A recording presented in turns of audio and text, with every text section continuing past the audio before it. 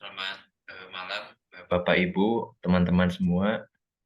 Kegiatan membaca file kembali dilanjutkan ya setelah pekan lalu kita libur karena bersamaan dengan acara Nongkrong Hukum kelima. Sekarang kita masuk seri kelima dari membaca file.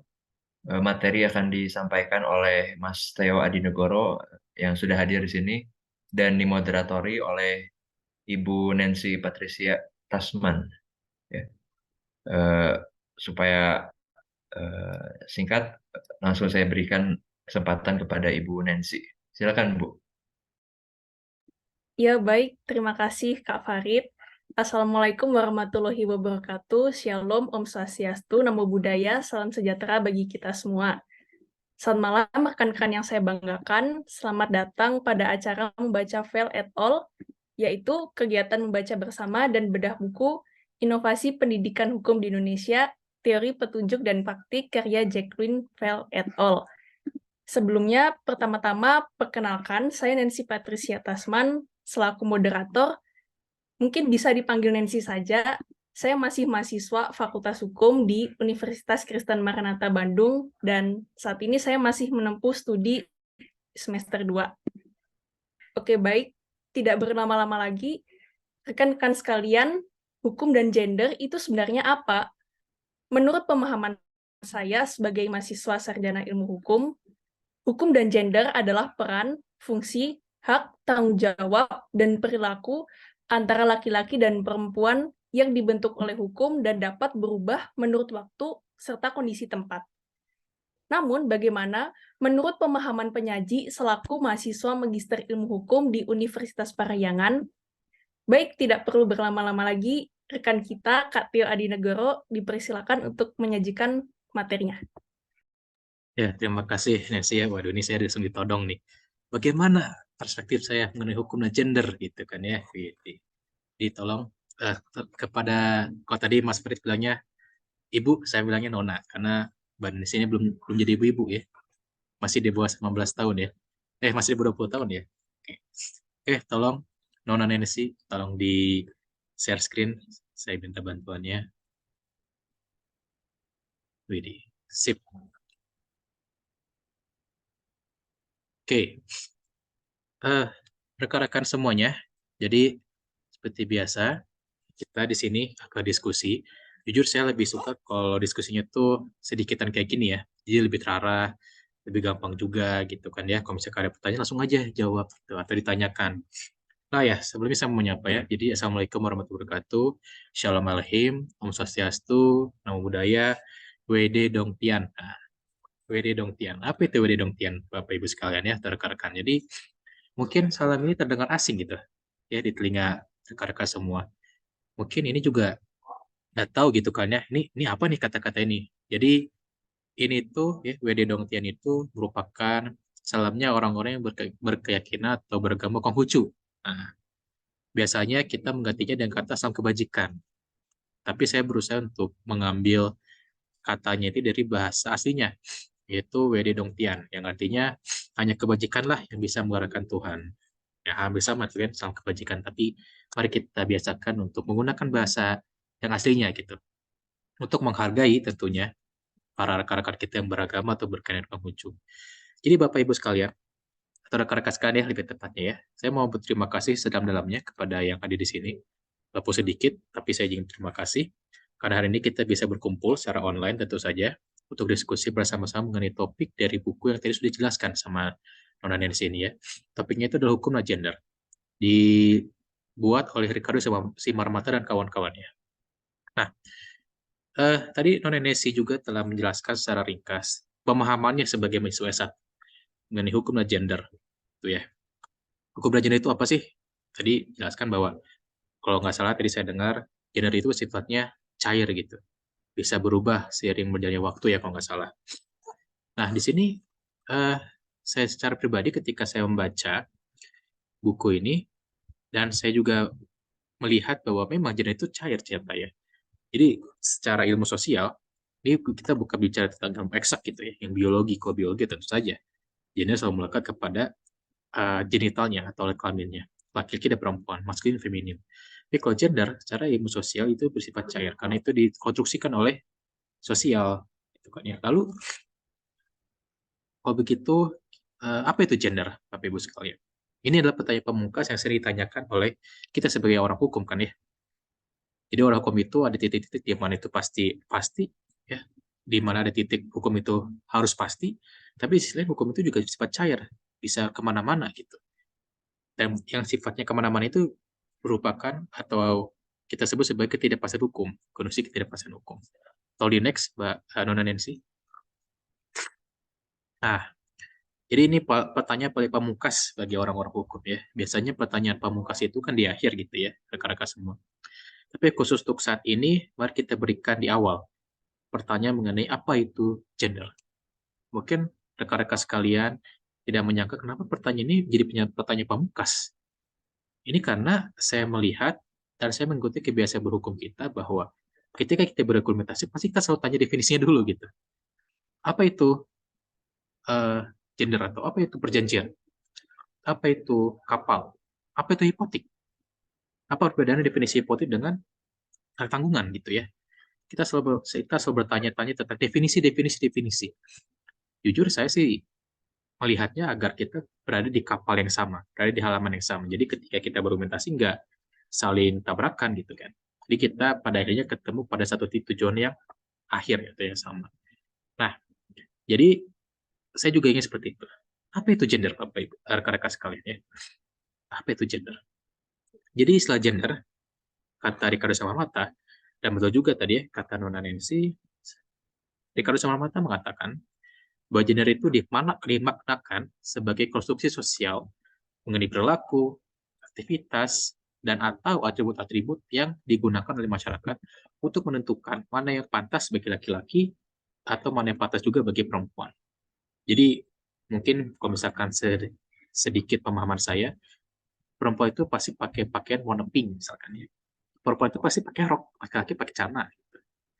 Ya, begitu mungkin konstruksi gender itu seperti itu. Atau laki-laki itu konstruksi gendernya itu bersifat maskulin, perempuan feminim kayak tadi. Itu konstruksi sosial. Lalu kita juga sering mencampur adukan gender sama seks. Seks itu kan genital, itu baru aspek biologis. Kalau misalkan saya, ya kelihatan, saya punya genital laki-laki, saya laki-laki. Kalau Nancy punya genital perempuan, ya pasti perempuan. Lalu ada namanya orientasi seksual. Nah, orientasi seksual itu adalah ketertarikan emosional dan seksual kepada jenis kelamin tertentu. Ya, jadi kalau misalkan kita lihat sini, kalau misalkan di ilmu pengetahuannya gitu kan ya, ini pakai ilmu pengetahuan yang saya baca ya. Tapi mungkin ada lagi yang berpendapat lain, bahwa orientasi seksual itu tidak hanya kepada laki-laki ke perempuan, perempuan ke laki-laki, tapi ada banyak spektrumnya. Seperti kita lihat di sini, ya, di sebelah tanda panah ini ya, yang melambangkan gender perempuan dan laki-laki. Nah itu, ini ada spektrum dari orientasi seksual. Ya, jadi nggak cuma straight gitu ya, nggak cuma lurus tuh kalau misalkan bahasa ininya, tapi juga banyak macam-macam. Nah, kenapa saya membahas ini? Karena kadang-kadang kita suka mencampurkan gender, seks, dan orientasi seksual. Padahal ini tiga konsep berbeda. Ya, kalau di Amerika Serikat sana, kadang-kadang sangat bercampur sehingga tidak tahu nih mereka argumentasi kemana. Makanya saya coba buat lihat di sini bahwa antara gender, seks, dan orientasi seksual itu berbeda. Yang kita bahas ini adalah gender. Ya. Seks sudah pasti, nggak akan berubah. Mungkin berubah kalau misalkan pakai operasi segala macam. Tapi terakhir ya, kita pasti laki-laki atau perempuan. Ya, orientasi seksual itu beda lagi ceritanya. Gender, nah ini gender itu ada konstruksi sosial. Nah, jadi laki-laki, perempuan itu dikonstruksikan secara sosial oleh masyarakat Indonesia, kita. Ya, masyarakat Indonesia ya konteksnya. Beda lagi kalau misalkan masyarakat luar kayak Amerika gitu. Mereka kan sekarang, nggak tahu nih gendernya apa gitu kan. Jadi mereka bebas mendefinisikan diri mereka gendernya apa. Setengah laki-laki, setengah perempuan ya, who knows gitu kan ya. Nah, coba di next, Mbak Energi. Nah, ini ya tadi perdebatan mengenai gender, seks, orientasi seksual. Jadi kita harus melihat di sini bahwa perdebatan mengenai gender, seks, orientasi seksual itu harus dijadikan untuk saat ini dulu ya, saat ini dulu. Nah, ini tiga konsep berbeda dan pasti pemahaman hukumnya juga pasti berbeda. Ya, kalau kita menyatakan kesetaraan pasti ketika setara antara laki-laki dan perempuan. Yang genitalnya laki-laki dan juga genitalnya perempuan. Ya, itu dulu sebenarnya. Karena kalau misalkan kita memasukkan gender-gender yang banyak itu, wah ini pasti orientasinya beda lagi pemikirannya. Kayak misalkan kalau misalkan saya pernah dengar gitu ya, ada gender non-binary gitu ya, tidak bergender dan juga gender netral, atau gendernya itu setengah-setengah gitu, setengah atas laki-laki, setengah bawah perempuan. Nah, itu beda lagi. Kita nggak bahas tentang itu ya. Jadi kalau misalkan rekan-rekan sekalian nih yang saat ini ada saat ini gitu ya, kita membahas bahwa saat ini, dan juga yang saya baca juga di Bapak Ricardo Simarmata ini, gender itu selalu melekat kepada alat genitalnya. Jadi laki-laki, gendernya laki-laki. Alat genital laki-laki pasti gendernya laki-laki. Alat genital perempuan pasti gendernya perempuan. Itu dulu. Jadi kesetaraan dimaksud di sini adalah kesetaraan antara laki-laki dan perempuan. Itu ya. Jadi semoga ini tidak membingungkan gitu ya. Boleh di next, mana ini sih? Nah ini ya. Jadi kita tidak membahas dulu tentang equality yang orientasi seksualnya berbeda gitu, enggak di sini. Jadi kita nggak membahas tentang same sex marriage gitu ya, pernikahan sesama jenis. Walaupun di Bali udah ada ya nih. Kalau misalkan yang paling pojok bawah itu, nah itu pernikahan antara warga negara Indonesia sama warga negara asing, tapi di Bali. Nah, ini sempat jadi perdebatan juga sampai Komisi 3 atau 4 DPR RI itu ingin manggil IO-nya katanya. Karena nggak boleh itu katanya di Indonesia, nggak sesuai dengan hukum. Tapi itu hal yang lain. Kita nggak bahas itu. Karena itu masuk ke area fantasi seksual. Sama seperti ini ya. Ini parade di Bundaran HI. Ya, Bundaran HI ini parade LGBT ya. LGBT. Dia menuntut kesalahan hak. Karena jangan sampai karena orientasi seksual mereka berbeda, itu mereka diskriminasi. Nah, itu kita tidak bahas itu. Kita bahas itu. Kan itu pasti pandangannya dan pola pikirnya pasti berbeda. Gitu ya. Kita jangan dulu sampai ke situ. Nah, boleh di next. Mana ini sih? Nah, ini kalau misalkan kita lihat yang paling atas itu ya, itu adalah spektrum gender. Ada laki-laki yang mirip perempuan, kemayu ya, mungkin kalau misalkan kita bahasa sehari-hari kemayu, ada perempuan yang mirip laki-laki, berperilaku seperti laki-laki atau tomboy. Nah, untuk spektrum gender ini, saya merasa bahwa Indonesia saat ini tidak masalah ya dengan spektrum gender ini. Asalkan dia tetap bilang bahwa dia itu laki-laki. Jadi walaupun dia kemayu, tapi dia bilang dia laki-laki, nggak masalah gitu. Saya nanya seperti itu. Sama seperti perempuan. Asalkan dia ngaku dia perempuan, walaupun dia ciri-ciri atributnya itu laki-laki, itu nggak masalah. Kayak misalkan waria, itu kan ya. Kita punya sejarah dan budaya panjang dengan waria, tapi kita nggak masalah tuh ya sama waria, walaupun pasti ada beberapa kelompok masyarakat yang mempermasalahkan itu. Tapi kita sudah terbiasa dengan waria. Gitu. Tapi kita nggak terbiasa dengan gender netral. Nah, berarti kita ini masa Unhas gitu kan ya. Dia masa hukum juga. Dia tanya sama dosennya, kamu laki-laki perempuan gitu kan ya. Karena dia kemayu gitu. Dia cukup feminim. Dia tanya, kamu laki-laki perempuan? Terus kata mahasiswanya, saya non-binary. Apa itu non-binary? Kalau kata dosennya kan. Terus dosennya bilang, ya sesuai KTP. Nah, berarti kan dosen itu merujuk kepada hukum administratif.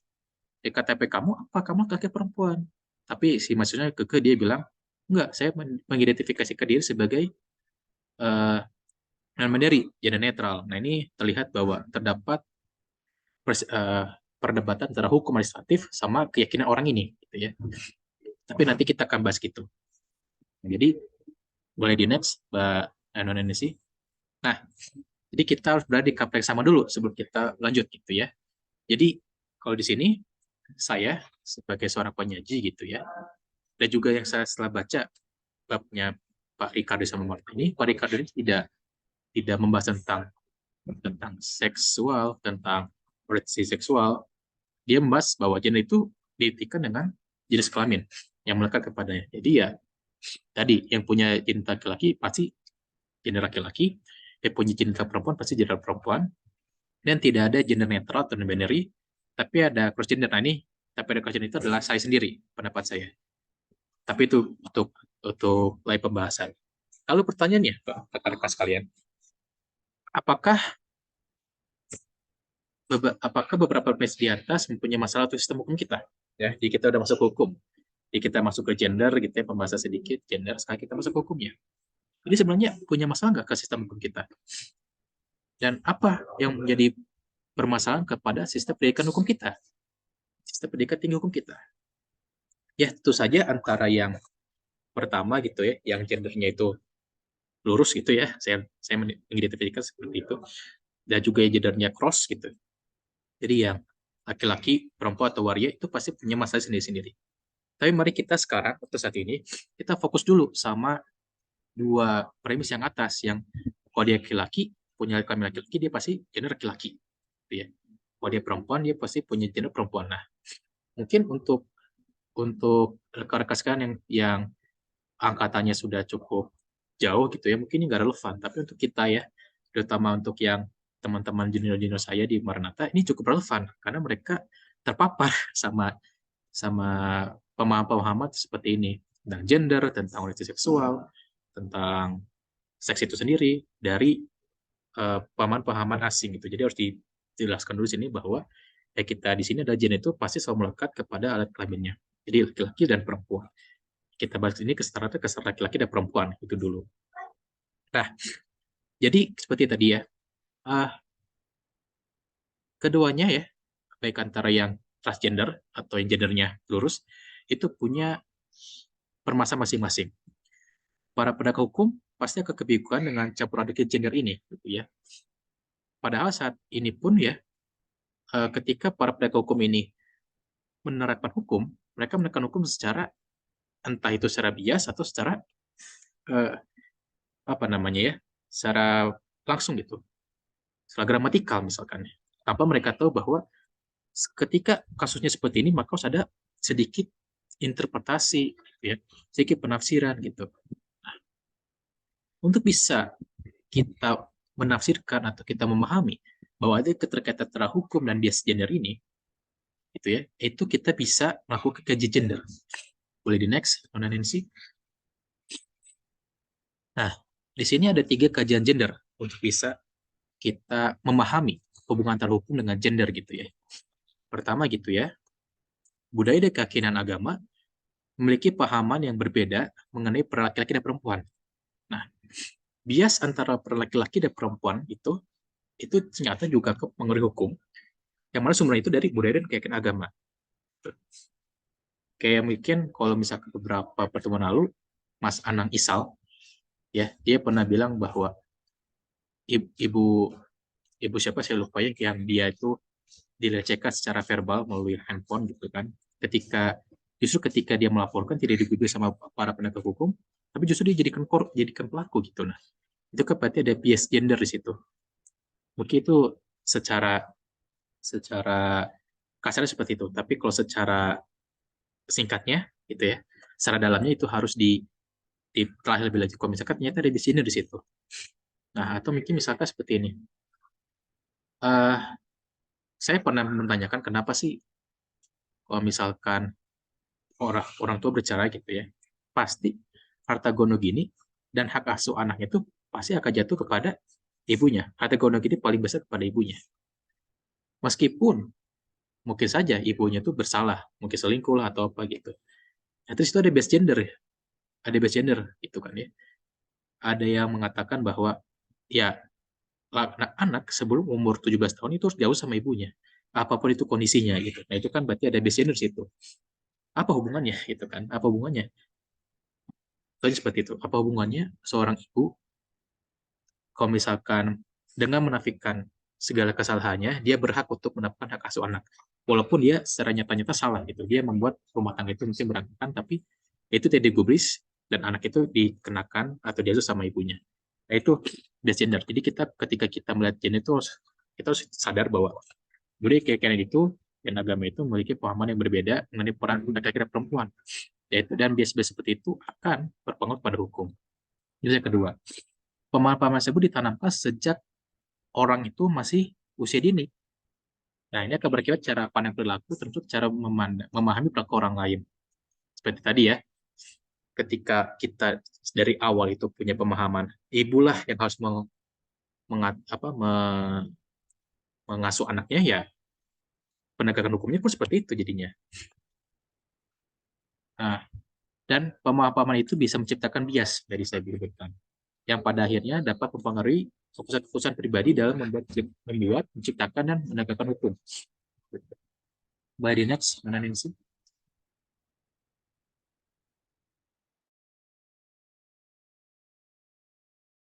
Nah, di sini ada 3 analisis gender dan hasilnya.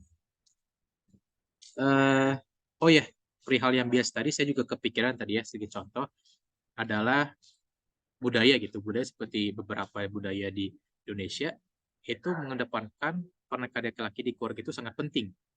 Laki-laki dianggap sebagai raja gitu ya, sehingga dia mendapatkan banyak fasilitas dari keluarganya, seperti fasilitas pendidikan, uang jajan, mengembangkan potensinya, dan juga yang sering kita atau yang dapat kita kaitkan dengan hukum adalah warisan. Ya, warisan adat ya. Jadi kalau di Ternate itu ada namanya mata kuliah waris adat gitu ya. Itu kelihatan banget kalau laki-laki itu punya peran yang punya hak banyak warisan daripada perempuan. Nah, itu sangat berpengaruh juga tadi. Nah, terus kalau misalnya kita lihat di sini, hukum terus bagaimana sih untuk melihat gender ini? Kita tahu nih ada 3 fakta, ada 3 kajian gender yang tanya-tanya itu dapat membuat seseorang itu bias ketika menggunakan hukum. Menciptakan hukum, membuat hukum, menggunakan hukum itu bias. Itu ada kajiannya gitu kan. Tapi bagaimana sebagai kita orang hukum untuk bisa keluar dari bias-bias tersebut? Bias-bias tersebut. Dari hal yang membuat itu gimana caranya gitu. Nah, Ricardo Sumarmata mengatakan bahwa kita harus berposisi sebagai peneliti, gitu. Terutama bagi para mahasiswa-mahasiswanya. Jadi kita sebagai calon dosen dan juga dosen harus memberikan fasilitas kepada mahasiswanya untuk bisa bilang kayak gini. Ini ada masalah gender, ya, ada masalah hukum dengan gender, maka kita harus melihatnya dengan cara ini, menganalisisnya dengan cara ini. Nah, ada 3 analisis gender. Pertama adalah analisis data terpilah menurut jenis kelamin. Nah, maksudnya apa ini? Jadi, maksudnya adalah analisis ini digunakan untuk menilai perbedaan kesempatan antara laki-laki dan perempuan. Tanpa analisis ini, keberadaan aspek gender tidak akan bisa dikenali. Jadi, kesempatan, kita harus lihat bagaimana kesempatan antara perempuan dan laki-laki. Apakah perempuan dan laki-laki punya kesempatan yang sama di hadapan hukum? Tentu saja ya. Punya nggak kesempatan yang sama di hadapan hukum? Dan kesempatan itu berbentuk apa? Apakah sistemnya? Atau apakah normanya?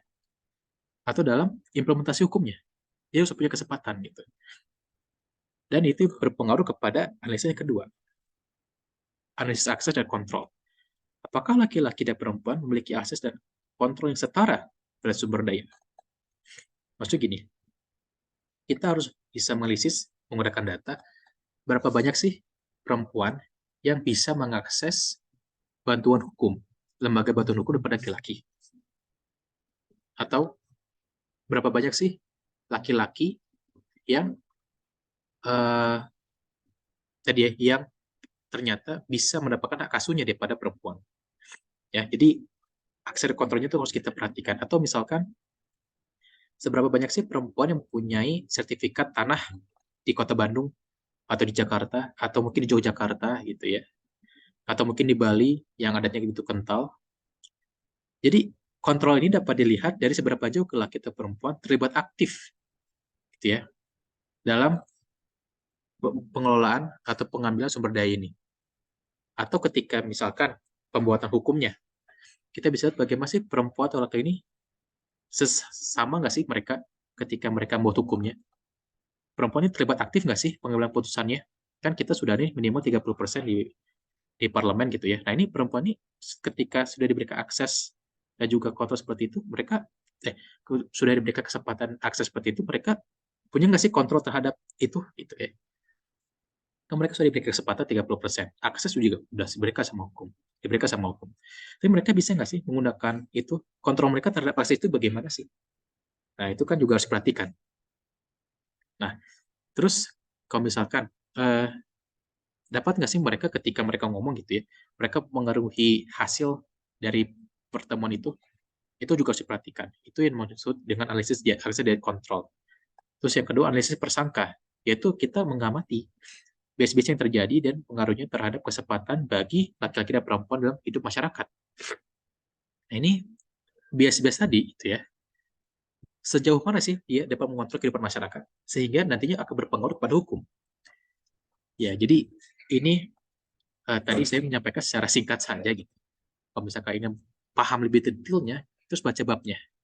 Tapi tadi seperti itu. Pertama, kita harus lihat kesempatannya, gitu ya. Kesempatannya, bagaimana sih kesempatannya? Sama nggak sih perempuan laki-laki? Kalau udah lihat kesempatannya, kita aksesnya. Bagaimana perempuan laki-laki itu mengakses kesempatan tersebut? Kalau sudah didapatkan aksesnya, bisa nggak sih perempuan laki-laki itu setara untuk mengontrol akses tersebut? Ya, jadi kalau misalkan sudah ada dua itu, baru kita lihat apakah bias-bias itu, yang tadi bias-bias tadi ya, itu bisa nggak sih mempengaruhi perempuan laki-laki itu untuk setara mengontrol akses tersebut. Nah, itu agak sedikit sedikit sulit untuk menerapkannya, tapi kalau kita baca pelan-pelan, itu akan lebih terstruktur cara kita menerapkan analisisnya. Nah, Ricardo Simamate juga mengatakan, dengan tiga analisis ini, dia melihat bahwa ada beberapa undang-undang sensitif gender. Ini ada beberapa undang-undang ya, tapi yang saya sangat menarik itu adalah undang-undang tentang kewarganegaraan. Nah, di undang-undang tentang kewarganegaraan yang tahun 2006 yang paling baru gitu ya, kalau tidak salah, itu sebutkan bahwa warga negara, hak warga negara asing laki-laki itu bisa menjadi pengaju kewarganegaraan sesama dengan perempuan kalau misalkan dia menikah dengan orang Indonesia gitu. Jadi mungkin dulu ya, ini saya kurang tahu ya, tapi kalau saya lihat dulu mungkin warga negara asing laki-laki itu sulit untuk mendapatkan warga Indonesia kalau bukan perempuannya yang mengajukan gitu. Atau misalkan TPKS yang paling baru gitu, yang tahun 2022 ya. Nah, ini diatur beberapa ancaman yang eh, tindakan-tindakan pelecehan seksual yang dulu tidak dikenal di KUH pidana kita. Tapi di Undang-Undang TPKS dikenal. Kayak misalkan pelecehan verbal, itu kan dulu nggak kenal di KUH pidana kita. Atau nggak pelecehan secara online, nggak dikenal. Nah juga pembuktiannya. Nah ini Undang-Undang TPKS ini sensitif gender, terutama gender baik kata laki-laki dan perempuan. Jadi kesetaraan ini kita tidak melihatnya ke satu gender doang, tapi ke dua gender, itu laki dan perempuan. Oke, bisa di next. Nah, Ricardo Sumarmata mengatakan juga, meskipun tadi ada beberapa undang yang sensitif gender, tetapi ternyata ini tidak mengartikan bukan berarti kita tidak mempunyai undang-undang atau regulasi yang diskriminasi gender. Nah, ini seperti contohnya, data diambil tahun 2010, nah ini pasti udah tidak update banget ya, karena kita udah tahun 2023. Tapi anggaplah ini masih relevan. Dikatakan bahwa ada 135 kebijakan yang mengkriminalisasi gender, misalkan aturan prostitusi gitu ya, pasal RKUHP, ini RKUHP tahun 2023 ya, tentang perzinahan, menghalangi perempuan untuk melapor ke pemerkosaan, ada 100 kebijakan yang total tubuh. Misalkan perempuan itu harus memakai pakaian tertentu gitu kan.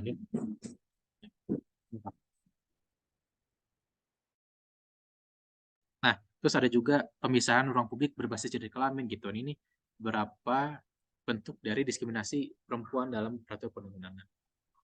Oke. Lalu ketika kita mendapatkan tantangan seperti ini, terus bagaimana sih caranya agar pendidikan hukum kita ya, karena balik lagi ini berbahasa tentang pendidikan, bagaimana sih caranya pendidikan hukum tinggi kita itu melihat hal seperti ini? Boleh di next, ini sih. Nah, jadi ternyata analisis gender itu harus diterapkan, tadi analisis gender harus diterapkan kepada pendidikan tinggi hukum kita. Dengan cara apa? Dengan tiga strategi dan juga beberapa metode. Pertama, strategi mengintegrasikan gender pada hukum. Itu pertama sebagai mata kuliah tersendiri. Jadi ada beberapa universitas yang menjadikan hukum dan gender itu sebagai mata kuliah sendiri. Ini bisa dilihat sendiri ya, ada banyak gitu kan ya. Tapi yang mereka tekan adalah gender dan kesetaraan gender dengan hukum. Atau merubah RPS, yaitu dimasukkannya ke dalam mata kuliah yang sudah ada.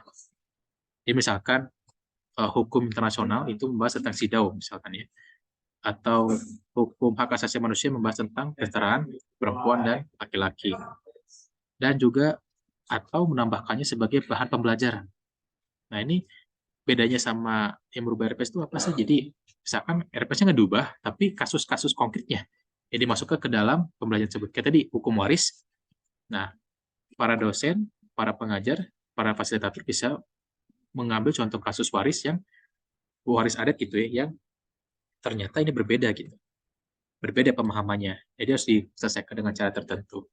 Lalu metode pembelajarannya, tata gender dan hukum. Jadi, kalau dari segi mainstream, ini sangat mainstream ya, rekan-rekan sekalian, Bapak Ibu sekalian. Dari Karusia Permata mengatakan ada beberapa cara, yaitu ceramah, si kelompok, studi kasus, kunjungan lapangan, magang. Nah, yang paling menarik adalah bermain peran dan pemuturan film. Jadi, saya berkali-kali lihat itu. Maksudnya bermain peran itu apa sih? Saya kira bermain peran apa? Mungkin berbeda dengan bermain peran ketika kita SMA atau SMP. Ternyata sama, rekan-rekan sekalian. Jadi sama. Gitu.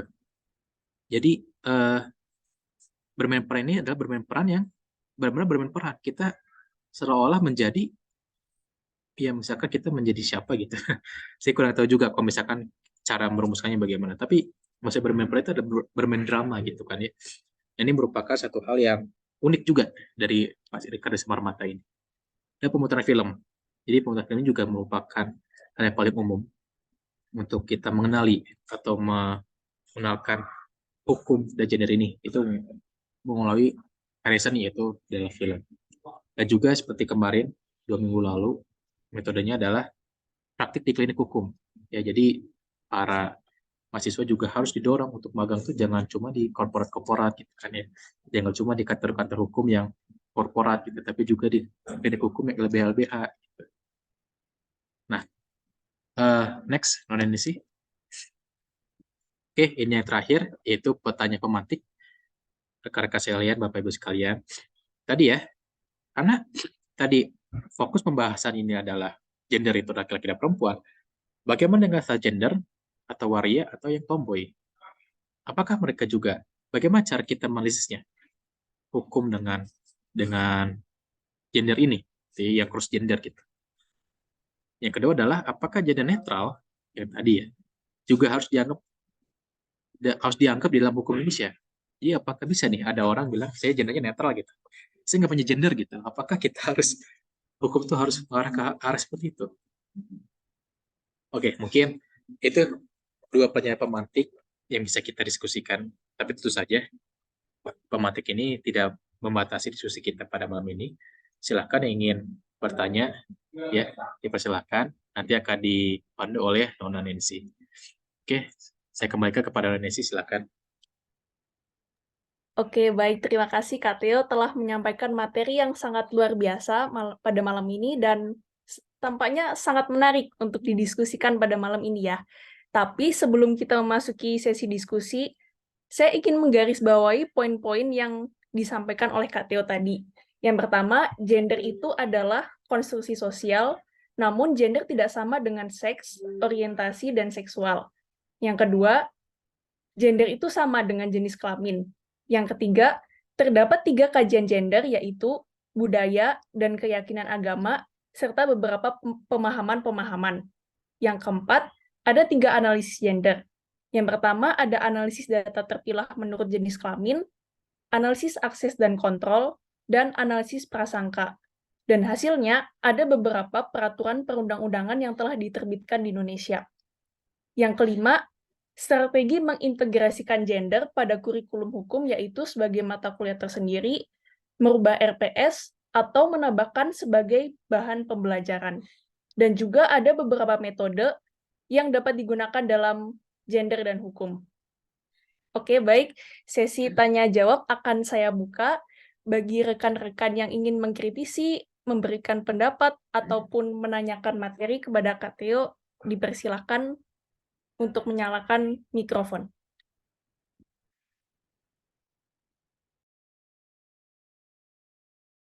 Ya, sambil nunggu yang bertanya Nancy ya. Jadi saya juga mau sharing sedikit aja ya tentang gender dan hukum ini. Jadi waktu saya di Maranatha pernah ada mata kuliah gitu ya, yang pakai yang pakai strategi itu strategi tadi merubah RPS. Gitu. Itu mata kuliah adalah mata kuliah antropologi hukum. Nah, dan juga hukum adat dulu. Kebetulan Prof. Dewi yang menjadi dosen pengampunya. Di situ antropologi hukum, namanya antropologi hukum, dia dia membahas tentang antropologi berkaitan dengan hukum gitu.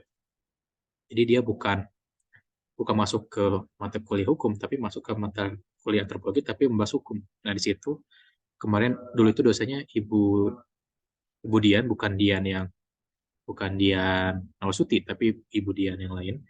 Dia membahas tentang bahwa di beberapa hukum ada di Indonesia masih menganggap bahwa perempuan itu adalah tidak setara dengan laki-laki secara kodrat. Ya. Jadi ternyata di beberapa hukum adat kita, kodrat perempuan dan laki-laki itu berbeda. Kodrat perempuan dan laki-laki itu berbeda. Laki-laki itu sebagai provider, sebagai pemberi nafkah. Pemberi nafkah. Perempuan itu sebagai penjaga rumah. Ya, jadi ya tadi kerja-kerja rumah itu ya perempuan. Jadi itulah kodratnya perempuan dan itulah kodratnya laki-laki. Ibu Dewi juga seperti itu. Dia mengatakan bahwa ketika kita menerapkan hukum, ternyata yang paling sering didengar hakim itu ya, karena ada hakim perempuan dan hakim laki-laki, ternyata yang sering didengar pendapat hakimnya itu hakim laki-laki oleh PH dan juga oleh kuasa hukum tergugat atau penggugat. Biasanya hakim perempuan itu sebagai pajangan doang kata Ibu Dewi ya. Gitu. Nah itu merupakan bias kita sebagai penegak hukum, bawaan kita gitu ya, melihat hukum itu seperti itu ternyata. Hakimnya kan sama-sama hakim toh. Tapi kenapa kita lebih mendengarkan hakim laki-laki daripada hakim perempuan? Apa yang membedakan itu? Nah, itu harus dikaji lebih lanjut. Itu udah ada yang nanya, silakan Amelia. Oke, malam Kak Teo. Jadi aku ada pertanyaan nih buat Kak Teo. Jadi kan tadi Kak Teo itu bilang kalau misalnya hukum itu berkaitan erat dengan gender gitu. Nah, kan di kita tuh ada hukum positif, peraturan undang-undang yang tadi Kak Teo sebutin. Nah, gender itu dipengaruhi budaya kan. Nah, gimana sih kalau misalnya budaya itu buruk atau misalnya ya budaya asing deh gitu. Nah, udah gitu tuh dibawa ke Indonesia. Nah, tapi itu dianggap buruk gitu oleh beberapa atau ya sebagian besar orang di Indonesia gitu. Apakah hukum di Indonesia itu bisa nerima itu gitu? Makasih Kak Teo. Ya, sama-sama Langsung Amelia. ditanggapi. Ya, langsung aja ya. Jadi, itu tadi ya. Jadi mungkin untuk beberapa rekan-rekan yang kuliahnya itu angkatan yang agak lama gitu kan ya. Mungkin ini tidak tidak tidak relevan gitu ya. Gender laki-laki perempuan. Tapi kalau di luar sana ya, setelah Amerika gitu ya, ini waduh gendernya kan banyak macam-macam gitu. Bahkan kalau misalkan Piers Morgan gitu, kalau kalian tahu, Piers Morgan kan bilang, dia pernah debat sama orang LGBT gitu. Dia bilang kalau, LGBT itu bilang, ya kalian bisa mendefinisikan gender kelas apapun itu. Piers Morgan bilang, ya udah saya mau mendefinisikan diri saya itu sebagai penguin, gitu ya. Sebagai penguin saya. Nah terus si narasumbernya itu nggak terima ya, kalau gitu maksudnya. Nah, itu pemahaman dari luar. Ini kita harus pahami itu pemahaman dari luar. Yang mana dipengaruhi sama budaya dan perkembangan budaya dan pengembangan pola pikir di sana. Ya, kan sebenarnya kenapa bisa seperti itu? Karena yang saya tangkap ya, nilai-nilai mereka, nilai hidup mereka itu adalah individual yang sangat tinggi ya. Kita tidak membahas liberal, tapi nilai individual yang sangat tinggi. Mereka menganggap bahwa tubuh mereka yang serang mereka, ya, masyarakat tidak punya hak mungkin ke tubuh mereka, sehingga mereka bebas untuk menentukan diri mereka. Itu merupakan ekspresi mereka sebagai seorang manusia. Apakah hukum bisa mengatur seperti itu? Ya bisa aja. Kalau misalkan itu sudah menjadi ranah publik yang harus diatur gitu. Kenapa sih kita mengatur ya di Indonesia? Kenapa sih kita mengatur ada jenis kelamin di KTP kita? Ya karena itu memudahkan pendataan kan ya. Memudahkan pendataan, memudahkan cara kita untuk melayani itu ya, melayani warga negara gitu. Tapi bisa nggak sih eh pemahaman seperti itu tadi ya, yang kata Amelia, yang asing gitu, yang ternyata tidak sesuai dengan nilai kita, bisa nggak sih kita hukum itu mengatur itu? Untuk mengatur itu, menurut saya eh, kalau misalkan belum sampai mengacaukan publik gitu ya, mengacaukan publik itu belum belum tepat untuk diatur ya. Maksudnya gini, misalkan ternyata eh, kita kita sekarang kan kita tidak kebingungan gitu. Kita tidak kebingungan. Kita masih menganggap bahwa laki-laki ya laki-laki, perempuan ya perempuan. Kalau laki-laki itu berada sebagai cewek, tapi kalau dia menganggap dirinya laki-laki ya laki-laki. Kalau di sana kan jadi kebingungan. Mereka kan sampai bilang bahwa saya nggak mau di KTP saya gitu dianggap sebagai laki-laki, saya perempuan. Padahal tubuh dia laki-laki. Itu merupakan merupakan permasalahan di negara tersebut. Nah, kalau misalkan masyarakat kita masih menganggapnya seperti itu, ya hukum tidak perlu mengaturnya. Tapi kalau misalkan masyarakat kita mulai berubah itu pemahamannya seperti itu, karena tadi ya gender itu adalah konstruksi sosial. Kalau misalkan kita sebagai sosial mengkonstruksikan gender itu nyata bisa seperti itu ya, hukum juga harus bisa menggapai itu dong. Karena itu kebutuhan masyarakat untuk bisa mengenali seperti itu. Tapi kalau misalkan bertentangan sama nilai kita, ya tentu saja hukum pasti menolak. Kan hukum itu pasti melekat pada ruang waktu ya, dalam waktu kita di Indonesia. Tinggal nanti kita lihat aja apakah hukum atau masyarakat kita ini, bukan masyarakat perkotaan ya, seluruh masyarakat Indonesia menganggap bahwa gender itu adalah seperti itu atau enggak.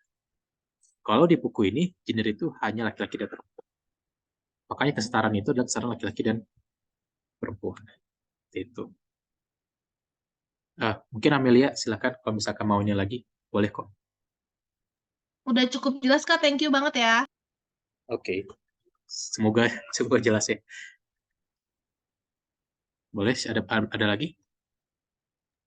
Ya, baik, saya akan membacakan pertanyaan dari Kak Farid ya. Oh, mungkin Kak Farid mau menyampaikan langsung, dipersilakan. Kalau mau dibacain dulu nggak apa-apa kok Nancy. Oh iya, jadi masalah gender itu sebetulnya masalah ketidakadilan bagi perempuan. Dalam arti lain, ketidaksetaraan gender sama dengan ketidaksetaraan perempuan di mata dibanding dengan laki-laki, atau masalah gender lebih luas dari itu. Gimana tanggapan dari Kak Teo?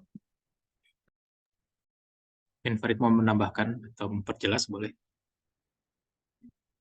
Ya, terima kasih Nancy dan Theo. Mohon maaf ini tiba-tiba barusan mati lampu ya. Jadi walaupun gender sudah setara, ternyata distribusi listrik belum. Di Kopo masih mengalami ketidaksetaraan. Eh, iya, jadi sebetulnya jujur saya nggak baca tuntas ya bab yang ini. Ini suara saya jelas nggak, Nancy? Iya, bisa terdengar dengan jelas. Oke, takutnya putus-putus. Eh, Bab ini saya tidak baca sampai tuntas, tapi saya mengasumsikan di dalam bab itu dibahas mengenai feminis jurisprudence yang juga populer di Amerika Serikat kalau saya nggak salah, feminis jurisprudence ini. Nanti juga mungkin bisa dijelaskan oleh pemateri atau oleh teman-teman yang lain atau oleh Prof. Siddhartha mengenai feminis jurisprudence, kemudian ada nggak sih bedanya dengan feminis legal theory atau hanya beda terminologinya aja. Tapi poin pertanyaan saya adalah apakah soal hukum dan gender ini berarti membahas soal diskriminasi terhadap perempuan, sebagaimana juga fokus perhatian dari feminis jurisprudence, misalnya apa diskriminasi terhadap perempuan, terus apa persoalan-persoalan mengenai kekerasan seksual terhadap perempuan atau peran perempuan dalam ketenagakerjaan, ya, ketidaksetaraan upah, kemudian soal hak reproduksi perempuan dan sebagainya. Nah, apakah maksudnya ke situ Pak Ricardo Simamarta ini? Sehingga maksudnya pendidikan tinggi hukum di Indonesia harus diarahkan ke eh, feminist jurisprudence gitu. Baik itu dimasukkan ke dalam mata kuliah yang sudah ada maupun dibuat mata kuliah tersendiri. Kemudian juga saya pernah nonton sedikit materi yang disampaikan oleh Rocky Gerung dalam acara Mahkamah pelantikan hakim di MA ya. Di situ saya sekilas saja sih memperhatikannya. Tapi yang saya tangkap tuh begini, kalau ada bagaimana laki-laki dan perempuan memandang keadilan itu bisa berbeda gitu. Katanya perempuan punya sense of justice yang tidak dimiliki oleh laki-laki. Perempuan tuh sudah dilatih untuk adil sejak misalnya perempuan tuh mengandung anak gitu ya di dalam perutnya. Dia sudah dilatih untuk adil tuh secara biologis, walaupun dia tidak kehendaki itu. Adil membagi nutrisi yang dia masukin ke dalam tubuh dia untuk anaknya dan untuk tubuh dia sendiri gitu. Jadi kalau misalkan mau membahas kodrat juga tetap masuk gitu bahwa kadang perempuan juga punya sense of justice yang khas perempuan yang nggak dimiliki oleh laki-laki. Nah itu juga mungkin menarik untuk dibahas gitu. Jadi pertanyaan besarnya mengenai itu yang tadi ditulis di chat, tapi ada tambahan-tambahan sedikit tentang ya yang mungkin menarik buat dibahas malam ini. Terima kasih banyak. Langsung aja, sorry ya Nancy. Terima kasih Mas Farid. Ya, sangat menarik. Feminist jurisprudence. Jadi Pak Ricardo Samarmata sejauh yang saya baca, dia memang mendorong kita sebagai mahasiswa hukum dan juga sebagai fasilitator untuk memperkenalkan feminist jurisprudence ini untuk sebagai faktor pendukung analisis kita tadi, yang gender, yang untuk bisa menerapkan strategi-strategi itu kepada mahasiswa. Tapi bukan berarti kita harus satu-satunya gitu. Jadi feminist jurisprudence itu sebagai salah satu cara biar kita bisa memahami bahwa terjadi ketimpangan loh. Karena sejauh hemat saya, karena saya hanya sedikit membaca tentang feminist jurisprudence jujur ya, bukan karena saya tidak mendukung kesalahan perempuan, tapi waktu ketika tentang mata kuliah filsafat itu saya nggak kebayang ini. Jadi untuk masalah feminist jurisprudence yang setahu saya itu adalah bagaimana hukum itu harus didasarkan dulu kepada pengalaman perempuan. Apa itu? Jadi memperjuangkan konsep-konsep hukum yang didasari oleh pengalaman perempuan sebagai pengalaman perempuan sebagai manusia juga. Jadi kalau misalkan hukum itu ya, kalau menurut orang-orang yang memperkenalkan feminis jurisprudence itu adalah sebagai perempuan itu kan masyarakat kelas 2 di mata hukum kan ya. Makanya kita harus memperjuangkan konsep-konsep hukum yang didasarkan kepada pengalaman hidup perempuan. Nah, pengalaman hidup perempuan ini yang nantinya dapat mendukung kesetaraan. Tapi apakah Pak Ricardo ini mengatakan bahwa ketidakadilan itu selalu kepada perempuan? Enggak. Gitu. Ya. Karena feminist jurisprudence itu menurut saya itu poin utamanya itu kesetaraan antara laki-laki dan perempuan. Jadi kalau misalkan mau secara konsisten gitu ya, ada ketidaksetaraan kepada laki-laki, maka feminist jurisprudence pun harus bisa melihat hal seperti itu. Sama juga kepada Pak Ricardo Samarmata ini. Pak Ricardo Samarmata ini mengatakan bahwa kesetaraan itu bukan hanya milik perempuan. Jadi korban ketidaksetaraan itu bukan hanya perempuan, tapi juga laki-laki kok. Jadi contohnya tadi ya, misalkan seorang anak yang belum di atas 17 tahun, hak asuh anaknya disengketakan adalah antara ibu dan ayah. Hampir 90% saya yakin itu pasti jatuh ke ibu gitu. Tidak mungkin ke ayah. Ya, pasti ke ibu. Kenapa bisa seperti itu? Padahal kan mungkin aja ibunya itu yang selingkuh, ibunya itu yang menyeleweng gitu. Tapi kenapa harus ke ibu? Karena ada bias. Katakan bahwa itu kan anak masih kecil, harus diasuh sama ibunya. Gitu ya. Atau mungkin ada bias juga, kalau misalkan terjadi perceraian, pasti laki-laki yang salah. Karena laki-laki harusnya menjadi provider, menjadi pelindung gitu. Nah, Pak Ricardo Samarmata mengatakan bahwa masalah ini, hukum ajaran itu adalah masalah yang lebih luas. Tidak hanya ketidakadilan kepada perempuan saja, tapi juga perihal kesetaraan dan ketidaksetaraan gitu ya. Nah, terus tadi ya, yang feminis jurisprudence itu Pak Ricardo Samarmata itu tidak menekankan bahwa harus pakai gitu ya, feminis jurisprudence. Tapi dia mendorong anak-anak ya, mendorong kita yang membaca buku, ayo kita baca yuk feminis jurisprudence, biar kita memahami bagaimana kita menerapkan analisis dari ini di sisi lain kita juga harus melihat juga nih teritori lainnya gitu. Jadi buku ini, bab ini tidak didasarkan atas feminist jurisprudence, tapi justru feminist jurisprudence memperkaya analisis dalam bab ini. Mungkin gitu, Mas Farid. Kalau misalkan kurang jelas boleh di ini lagi aja, dikomentarkan lagi aja. Silakan. Gimana, Mas Farid? Oke, oke, makasih banyak. Lanjut dulu aja. Sementara cukup dulu. Makasih banyak. Oke, thank you, Mas Farid. Semoga ini ya ngerti ya, terkarka sama dengan apa yang saya jelaskan ya. Silakan, Mbak Nona Nancy, kayaknya banyak nih ya yang Iya, ini. ya banyak ya yang menyampaikan pertanyaan melalui chat. Saya bantu bacakan pertanyaan dari Valeri Dava dan Odi Taringan. Bagaimana pandangan hukum terhadap penelitian yang membuktikan bahwa seorang pria yang memiliki kromosom wanita? Silakan ditanggapi, Kak Theo. Ya, mungkin ini tadi itu ya. Bagaimana hukum melihat hal seperti ini? Yang saya coba pahami gini ya. Jadi hukum itu seharusnya hukum itu bisa bisa dua pandangan ya. Bisa terlepas dari mulainya atau bisa nggak terlepas dari mulainya. Kalau misalkan terlepas dari mulainya, berarti hukum itu ya mandiri. Kalau misalkan nggak bisa lepas, berarti hukum itu ada tergantung pada mulainya. Jadi tergantung kita mulai dari mana. Tapi kalau misalkan dalam konteks ini hukum dan gender, ya hukum itu harus melihat juga hal-hal seperti yang tadi kata Valeri Dava dan Odi Tarigan ini. Ya, jadi kalau misalkan ternyata hukum itu, secara sains itu mengatakan bahwa ada pria yang memiliki lebih banyak kromosom wanita ya, bukan memiliki kromosom wanita. Jadi mungkin si kromosom wanitanya lebih banyak gitu ya, jadi dia agak sedikit kemayu gitu ya, atau lebih feminim, ya hukum itu harus bisa melihat hal seperti itu gitu ya.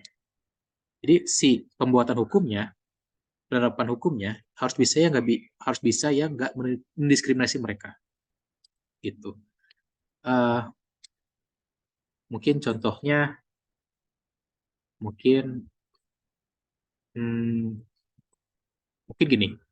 Dulu saya waktu SMA, Ketua Dinas Pendidikan Kota Bandung, saya ingat banget, mengatakan bahwa kalau misalkan ada laki-laki yang berperilaku sebagai perempuan, maka dia harus di pesantren kelas selama 3 bulan. Jadi laki-laki ini kemayu istilahnya gitu ya. Itu kan berarti kebijakan yang dibuat untuk mendiskriminasi mereka ya. Menurut saya itu nggak boleh. Jangan gunakan hukum untuk mendiskriminasi hal-hal yang seperti itu. Karena apa? Karena itu adalah hal yang nggak bisa diubah ya. Jadi maksud saya gini, hukum dalam konteks ini ya, hukum gender itu nggak boleh bertentangan dengan ilmu lain. Kalau misalkan bertentangan ilmu lain, pasti akan timbul diskriminasi. Contohnya udah banyak. Kayak dulu waktu zaman Belanda ya, wanita nggak boleh membuat suatu kegiatan perdata tanpa dia pakai laki-laki. Itu kan hukum itu nggak didasarkan pada ilmu lain. Gitu. Jadi kalau misalkan ini bagaimana pandangan hukum harus bisa melihat itu juga. Bukan bukan jadi ilmu itu mendominasi hukum, enggak, tapi hukum itu melihat hal itu sehingga tidak menimbulkan produk-produk yang diskriminatif. Kayak tadi, masa hanya karena ini laki-laki sedikit kemayu, terus akhirnya dipesantrenkan gitu kan? Apa dasar logikanya itu? Ya mungkin dasarnya bisa agama atau apa, tapi kan hukum itu tidak boleh mendiskriminasi seperti itu. Seperti itu. Mungkin bisa jelaskan lebih lanjut kalau misalkan kurang jelas oleh Valeri sama Odi ya. Silahkan.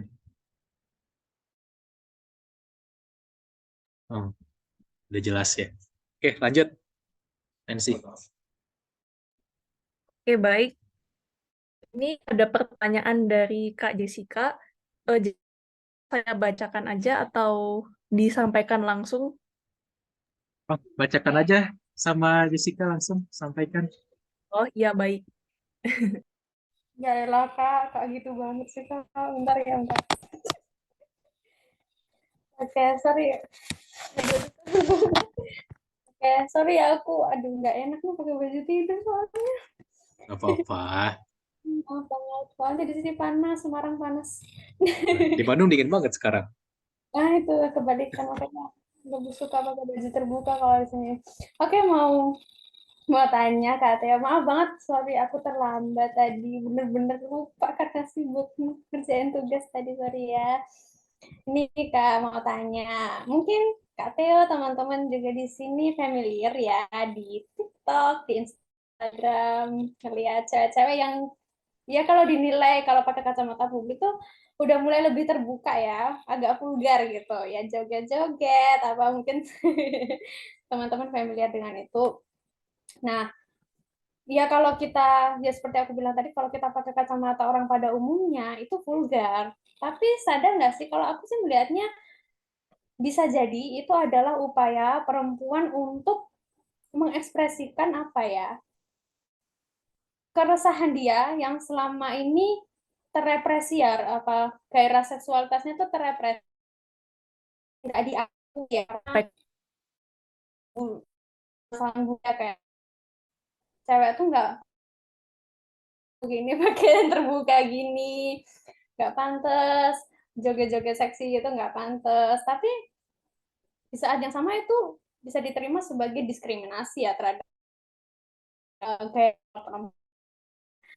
Terus ya seperti saran perlakuan dan pengakuan atas perempuan ini barbar gitu Bu.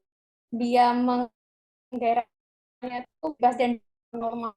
Perempuan misalnya melakukan yang serupa itu ih nakal, ih bina, nggak pantas sebagainya.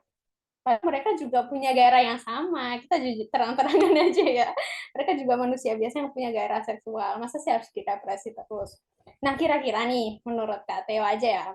Aku nggak memaksa harus pakai teorinya siapa dan sebagainya. Menurut Kak Teo aja, sejauh mana sih hukum itu diharapkan mampu mengakomodasi aspirasi perempuan yang ini, yang minta pengakuan, ya semacam minta pengakuan. Ya kami itu punya gairah yang sama soal seksual. Kami bukan orang yang harus selalu nurut budaya, harus berpakaian sopan, harus serba tertutup dan sebagainya. Itu sejauh mana hukum itu mampu mengakomodasi aspirasi perempuan semacam itu dan membebaskan diri ya dari jerat diskriminasi. Atau jangan-jangan hukum harus tetap nih, harus tetap tunduk pada diskriminasi demi alasan-alasan moral kayak iya ini demi kebudayaan budaya Indo ya emang kayak gini, terus ya sopan santunnya memang menghendaki perempuan harus tertutup atau lebih kalem seperti itu. Gimana Kak Teh? Kasih. Ya, sengaja ya. Nih, sorry agak berisik. Saya lagi di luar. Maaf banget. Semoga suaranya kedengaran ya. Ini suaranya masih kedengaran nggak? Masih ya. Oke, jadi untuk masalah moral, jadi jujur saya masih menganggap moral itu berperan penting ya buat hukumnya. Moral itu satu sisi nggak bisa dipisahkan sama hukum karena kalau misalnya hukum nggak bermoral, so ketidakadilan lah yang timbul di situ ya. Jadi hukum harus bermoral, tapi moralnya seperti apa? Kalau moralnya berdiskriminasi, berarti saya menganggap itu nggak bermoral hukumnya, gitu ya. Hukum itu kan harusnya membebaskan. Nah itu saya masih punya pikiran seperti itu. Hukum itu harusnya membebaskan, tidak boleh mendiskriminasi. Jadi kalau ada hukum yang mendiskriminasi, berarti itu bukan hukum. Mungkin ini permasalahan nilai moralnya mungkin A, tapi ekspresi budaya berbeda. Ya. Jadi kayak tadi, mungkin nilai moralnya, nilainya itu, nilai budayanya itu ya, atau nilai kita, perempuan harus mengekspresikan dirinya. Itu nilai. Tapi ekspresi budaya antara perempuan itu yang tadi ya, kalau kata Mbak Jessica di dalam chatnya itu, dia berpakaiannya terbuka, dia mengekspresikan nilai yang dia punya seperti itu. Tapi mungkin menurut kebijakan masyarakat banyak, harusnya nggak seperti itu. Ketika ingin mengekspresikan nilai itu, bukan seperti itu caranya. Jadi ini permasalahan ekspresi budaya. Berarti nilainya mungkin sama aja. Perempuan bisa mengekspresikan nilai itu, nilai dia tidak terkukung, tidak terdiskriminasi, tapi ekspresinya yang berbeda. Saya masih melihatnya seperti itu. Nah, sejauh mana hukum ini, ya, hukum ini apa tadi? hukum ini melihat atau mengapa aspirasi itu ya harusnya nggak, kalau saya melihat hukum itu ya dia nggak ngapa-ngapain. Maksudnya gini, ketika ketika ada perempuan yang ekspresinya seperti itu tadi ya, dia berpakaian cukup terbuka, bukan telanjang ya, tapi cukup terbuka, ya cukup terbuka, dan dia bilang saya mengekspresikan diri saya seperti ini, ya hukum harusnya nggak bisa menjangkau hal itu. Nah, itulah ketika hukum menurut saya mengambil aspirasinya. Gitu. Jadi ya hukumnya jangan ngapa-ngapain, karena kalau misalkan hukumnya ngapa-ngapain kan berarti ya apa dong, ini menjamin gitu, menjamin apa, itu kan. Itu kalau menjamin moralitas seperti itu kan jadinya kabur hukumnya. Jadi wanita boleh berpakaian terbuka, wah itu kan jadi masalah toh kalau hukumnya seperti itu. Tapi kalau wanita nggak boleh berpakaian terbuka itu juga jadi masalah. Jadi ya hukumnya ya udah nggak usah kemana-mana, asalkan itu tidak menimbulkan kegaduhan publik, ya aku nggak perlu ngapa-ngapain menurut saya ya, untuk bisa mencapai hal itu, karena itu cukup privat ya, masalah privat.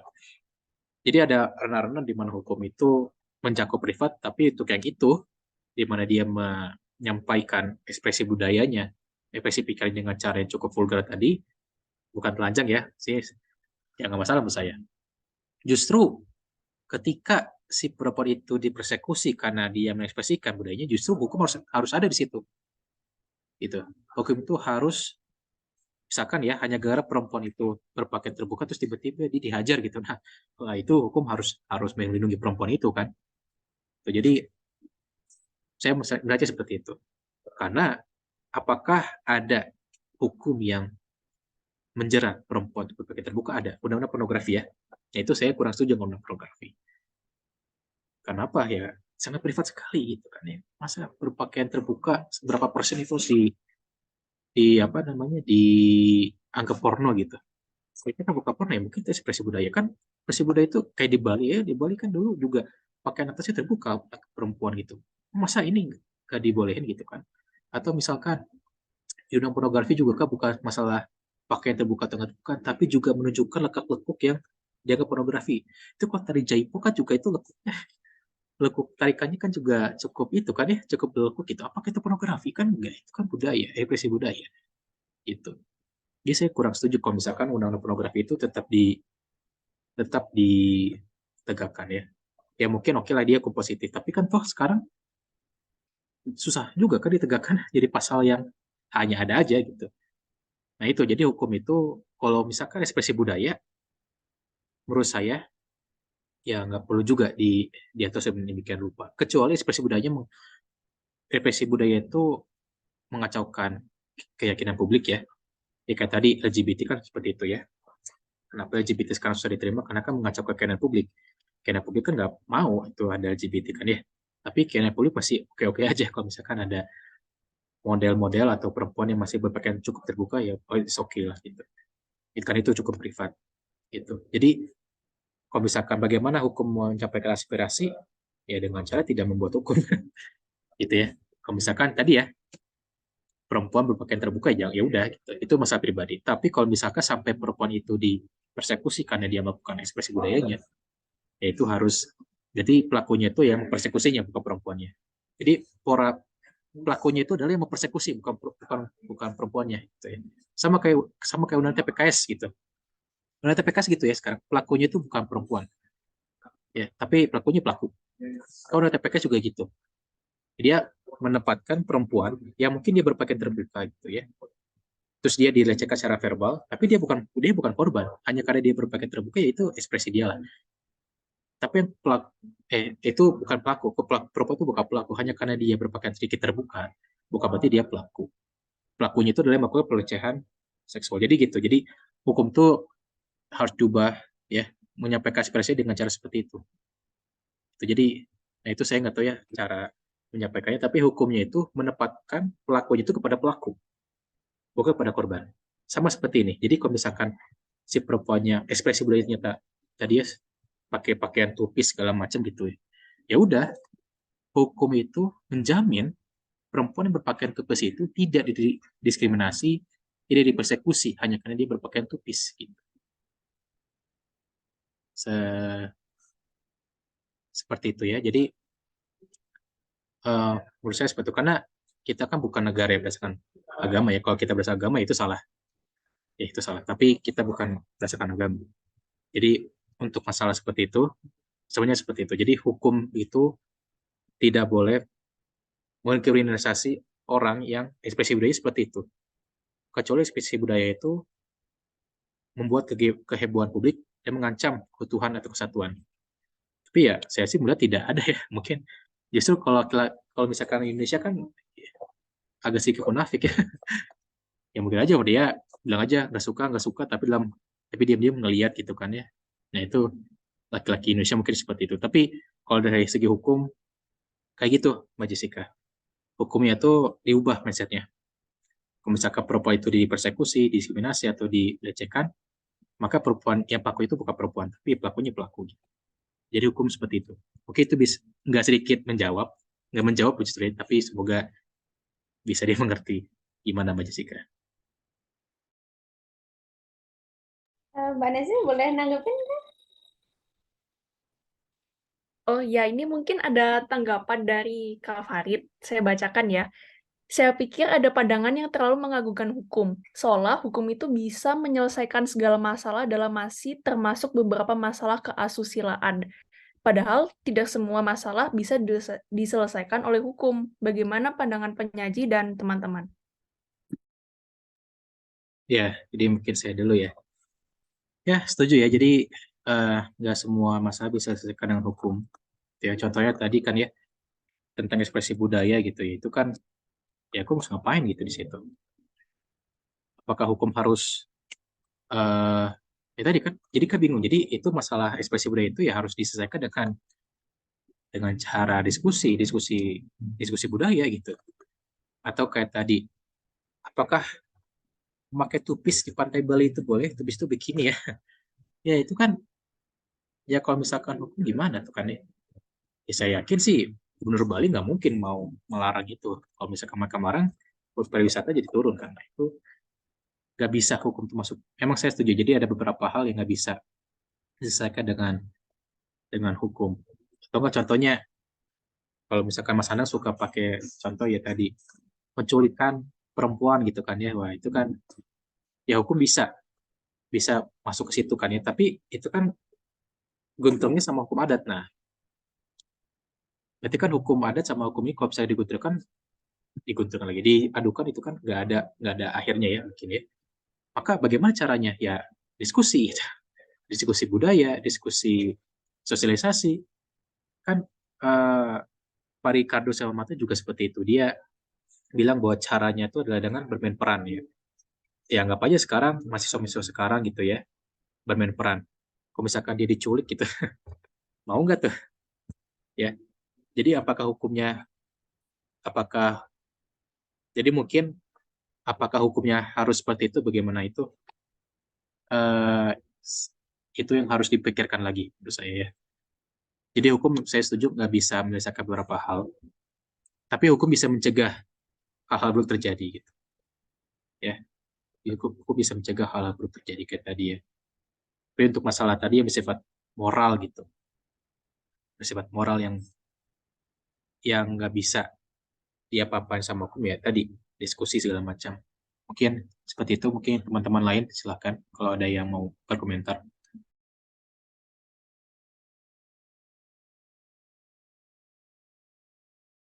Atau mungkin Mas Farid mau menjelaskan lebih lanjut, kayaknya salah nih saya menjelaskan itu, atau bagaimana gitu, silakan. Cukup. Terima kasih.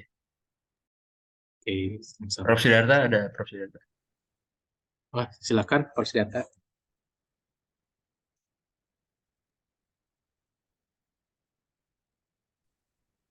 Halo, Ya, kedengeran Prof. suaranya? Kedengeran, Prof. Ya, saya sih kan hanya menyemangati kalian sebetulnya nih. Nggak harus ngomong ya. Cuma begini, hukum itu sebetulnya berangkat dari pendekatan struktural atau pendekatan individual. Kalau kita menggunakan kacamata feminisme, sebenarnya ada perdebatan itu. Jadi perdebatan liberal feminisme itu atau feminisme liberal itu berpendapat eh, equality itu, kesetaraan itu harus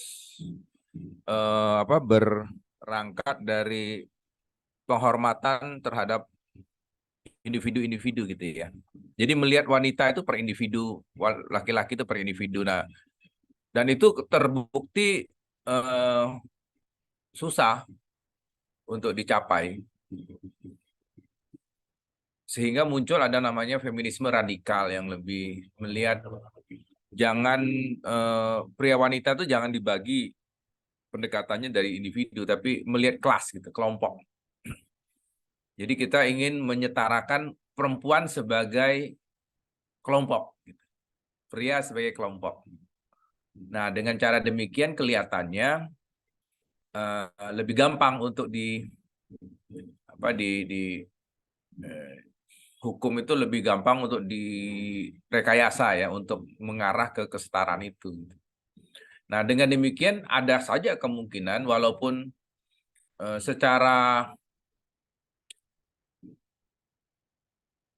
sosial orang masih berpendapat, orang atau sudah berpendapat bahwa ada kesetaraan, tapi dalam praktek individualnya mungkin bisa saja terjadi ya 1 atau 2 kasus ketika misalnya KDRT terjadi gitu ya, atau ada kasus ketika wanita misalnya tidak diberi hak yang sama gitu, misalnya dalam kasus waris ya di beberapa tempat. Saya ambil contoh kasus yang sedang kami teliti ya jadi di NTT itu ada budaya masyarakat setempat ya, hukum adat sebetulnya, yang mengatakan wanita itu tidak boleh menerima warisan dari orang tuanya. Dia yang menerima warisan itu laki-laki. Nah, tetapi dimungkinkan wanita itu mendapatkan hibah dari orang tuanya. Nah, persoalannya terjadi, ternyata ada orang tua yang punya 5 anak, ada 3 perempuan dan 2 laki-laki. Ya, sebenarnya ini menikah beberapa kali nih bapaknya. Tapi kita ini kejadiannya ini ada harta warisan yang kemudian harus mereka bagi ya dan diperebutkan. Nah, 2 anak perempuan ini, kan ada 3 anak perempuannya, 1 menikah ikut suaminya. 2-nya ini laki-laki, yang lain menikah kemudian keluar dari rumah itu. Nah, 2 anak perempuan yang tersisa ini mengurus orang tuanya sampai kemudian orang tuanya wafat. Nah, persoalannya ini muncul karena ketika orang tuanya ini melihat bahwa yang berbakti menjaga sampai orang tuanya itu wafat, bahkan mereka rela tidak menikah, 2 anak ini, 2 anak perempuan ini. Lalu orang tua ini kemudian menghibahkan rumah yang dihuni, bayangkan rumah yang dihuni ya, oleh orang tuanya itu untuk 2 anak perempuan ini. Nah, rupanya itu tidak dilakukan secara adat. Harusnya itu ada upacara adatnya.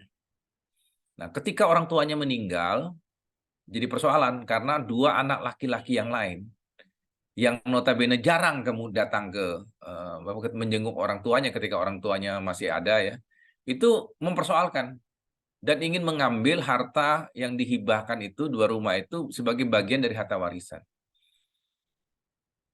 Kemudian sampai ke pengadilan, bahkan sampai ke Mahkamah Agung kasusnya. Nah, bagusnya Mahkamah Agung tidak setuju dengan gugatan dari waris ini, dari 2 kakak laki-lakinya. Plus sebetulnya ada anak perempuan yang satunya ikut-ikutan aja sih untuk mendukung 2 kakaknya laki-laki itu. Walaupun itu tidak diberitahu jadi ketika menghibahkan itu mereka nggak tahu, anak-anak yang lain tidak tahu. Tapi 2 anak ini bisa membuktikan bahwa hibah itu pernah diberikan oleh orang tua mereka. Ya mungkin ada saksi lain ya, walaupun bukan tetua adat yang menjadi saksinya.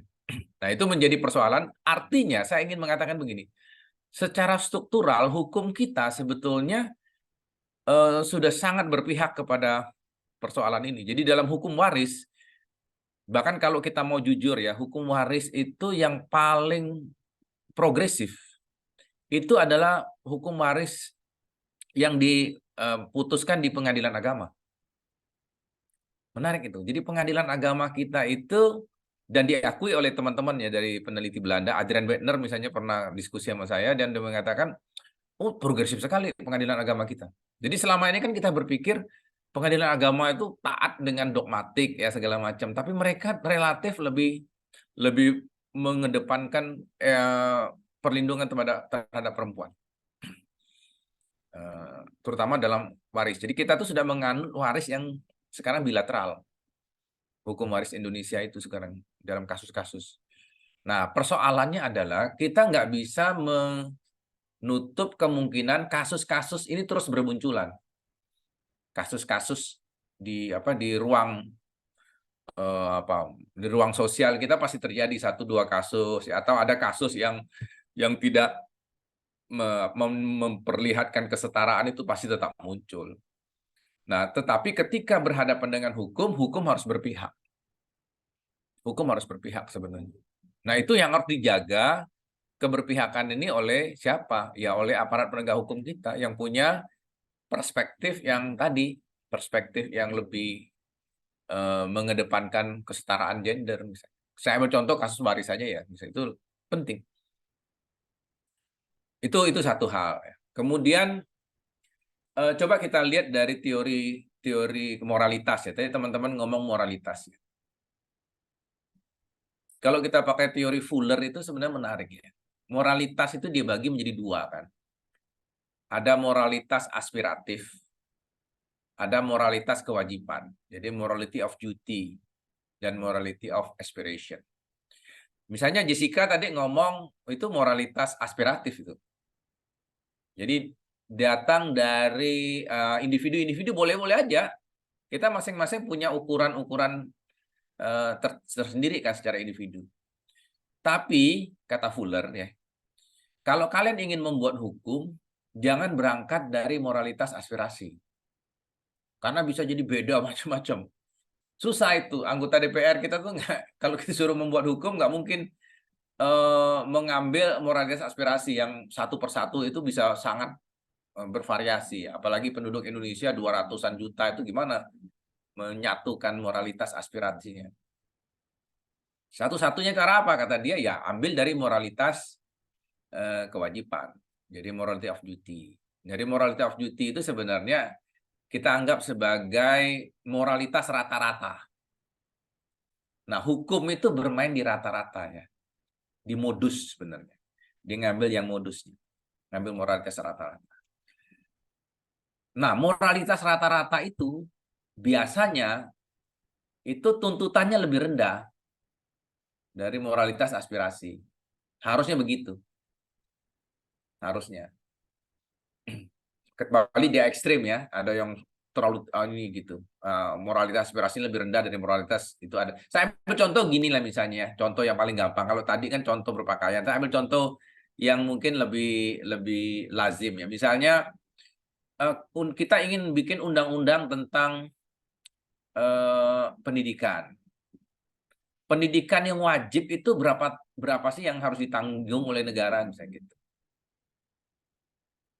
Oh, 9 tahun aja deh. Ya, makanya ada pendidikan 9 tahun ya. Itu pokoknya negara wajib untuk mendidik warganya sampai selesai misalnya pendidikannya 9 tahun. Mungkin itu apa ya? SMP mungkin ya. 6 tambah 3 kan 9 tahun. Harusnya sih misalnya 12 tahun ya. Pendidikan itu 12 tahun itu dijamin oleh negara. Itu sampai SLTA misalnya. Nah, tapi kan kita masing-masing punya aspirasi kan.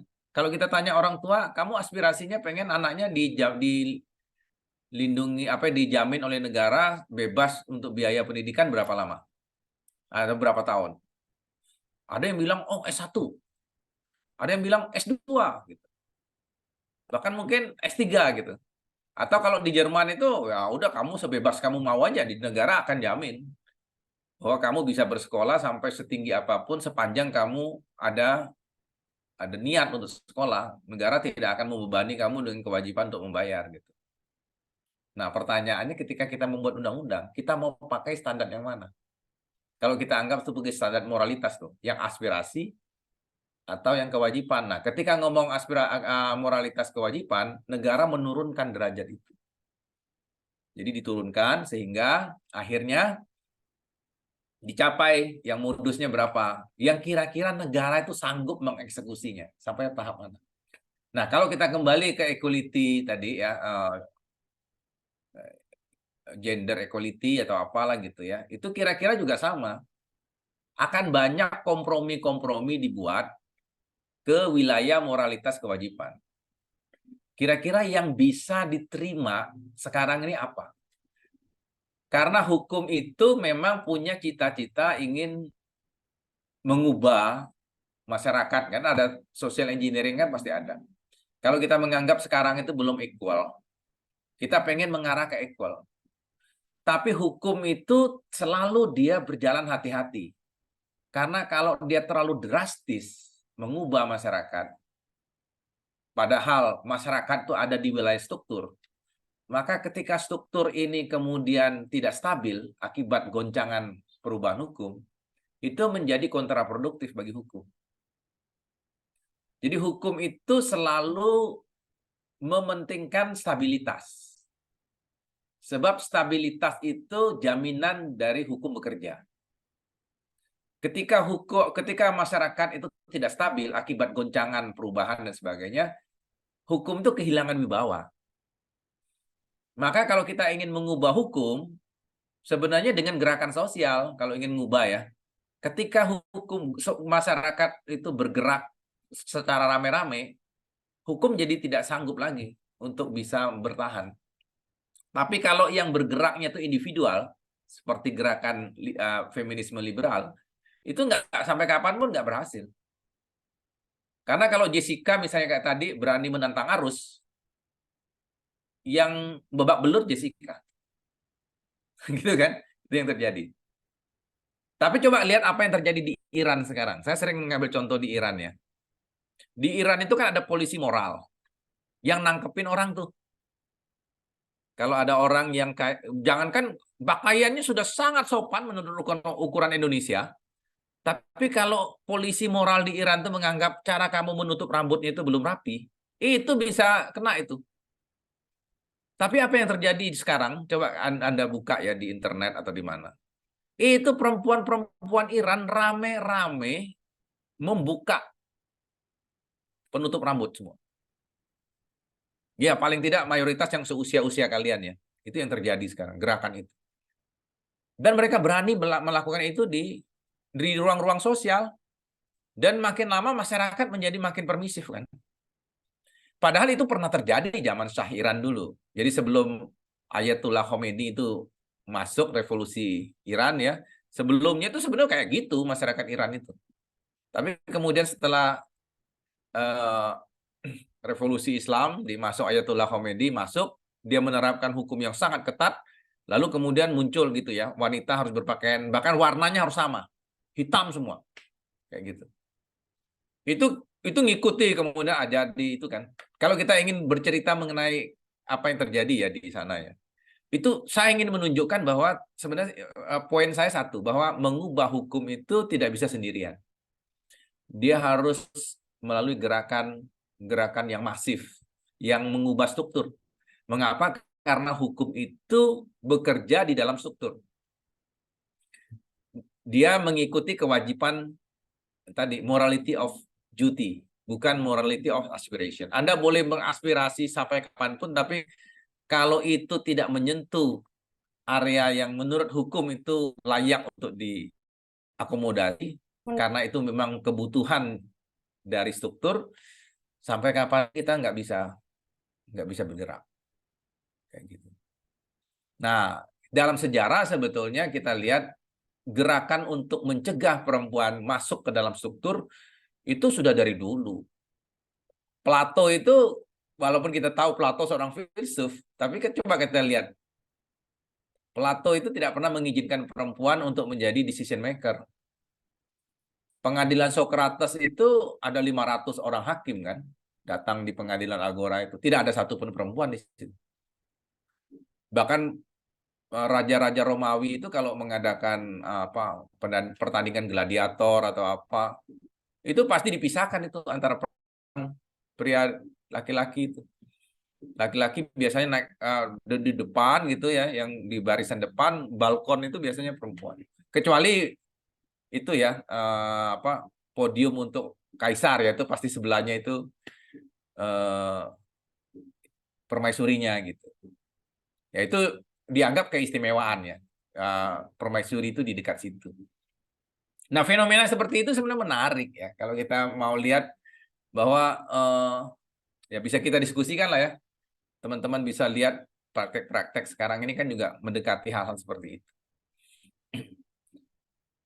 Oke, kira-kira itu dari saya ya. Mudah-mudahan ada manfaatnya apa yang saya sampaikan. Terima kasih ya. Terima kasih, Tio. Terima kasih juga, Prof. Siddhartha. Saya jadi ingat masalah yang Iran, Prof. Kalau nggak salah, mereka juga perempuan-perempuannya cukup berani buat menentang status quo ya. Dulu juga waktu Shah Reza Pahlavi gitu kan ya, berkuasa, cara mereka perempuan Iran itu menentang kebijakan Shah Reza itu dengan cara pakai hijab. Pakai hijab justru ya. Nah, sekarang kebalikan ketika perempuannya itu ingin menentang kebijakan dari para ini juga mereka ternyata lepas hijab gitu. Ya, itu terjadi juga sekarang kan di Arab Saudi kan juga ada kecenderungan yang sama. Jadi kalau kita lihat ya, memang pergerakan sosial itu seperti spiral ya. Pada level tertentu dia akan mengalami anomali. Gitu. Jadi makanya berhukum itu harus moderat ya sebenarnya. Sama di kita beragama pun sebenarnya harus moderat. Karena ketika Anda masuk ke dalam kutub yang ekstrim, yang akan Anda temukan itu sebetulnya justru kondisi yang tidak ideal. Kondisi yang tidak ideal. Karena ekstrim itu kan tajam ya. Sesuatu yang ekstrim itu tajam. Dan dia melukai kan. Yang tajam itu melukai. Baik ekstrim kanan maupun ekstrim kiri ya. Yang ideal itu kan di tengah. Umat yang di tengah itu kan sebenarnya umat yang paling disukai gitu ya. Bahkan mungkin oleh Tuhan gitu ya. Saya nggak tahu, saya nggak pernah nanya Tuhan sih sebenarnya disukai apa enggak. Tapi konon ada terminologi kalau kayak misalnya dalam bahasa Arab tuh ada umatan wasatoh. Itu kan artinya umatnya di tengah gitu ya. Sebenarnya sama juga dalam konsep agama manapun sama, yaitu mencari penengah. Kan kata adil itu sebetulnya kan artinya tengah. Sama kalau kita melihat kondisi memberi pedulum itu kan yang adil itu kan kalau pendulumnya itu ada di tengah gitu. Jadi begitu hukum itu sebenarnya pengen mencari titik tengah sih. Jadi tidak mungkin kita membuat hukum itu strict ya.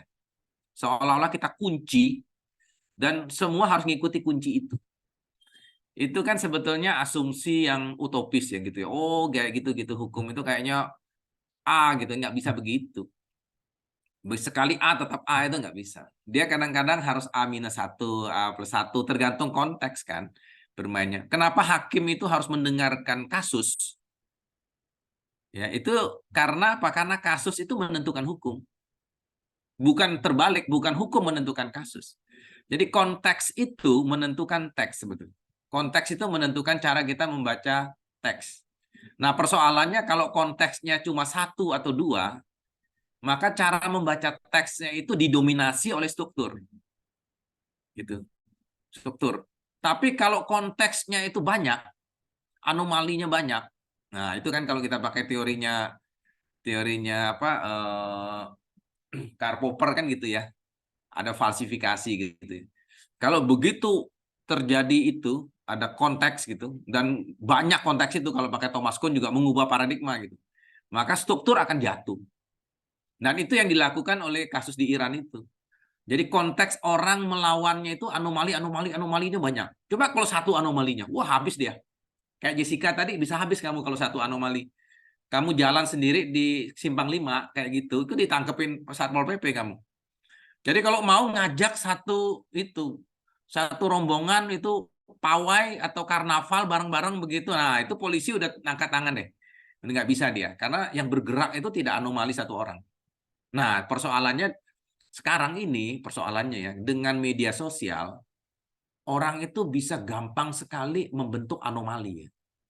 Baik anomali yang mengarah ke ekstrim, maupun anomali yang tidak mengarah ke ekstrim. Itu yang terjadi. Kenapa? Karena dulu itu orang susah untuk membentuk komunitas kan, susah kan. Misalnya saya dengan Theo itu punya pikiran yang sama. Kalau dulu kan susah kita ketemu. Gimana ya cari orang yang pikirannya sama dengan saya? Sekarang itu dengan media sosial orang gampang membentuk komunitas yang sepaham, satu sikap dan sebagainya. Nah, celakanya pembentukan satu paham itu bisa mengarah orang menjadi ekstrim.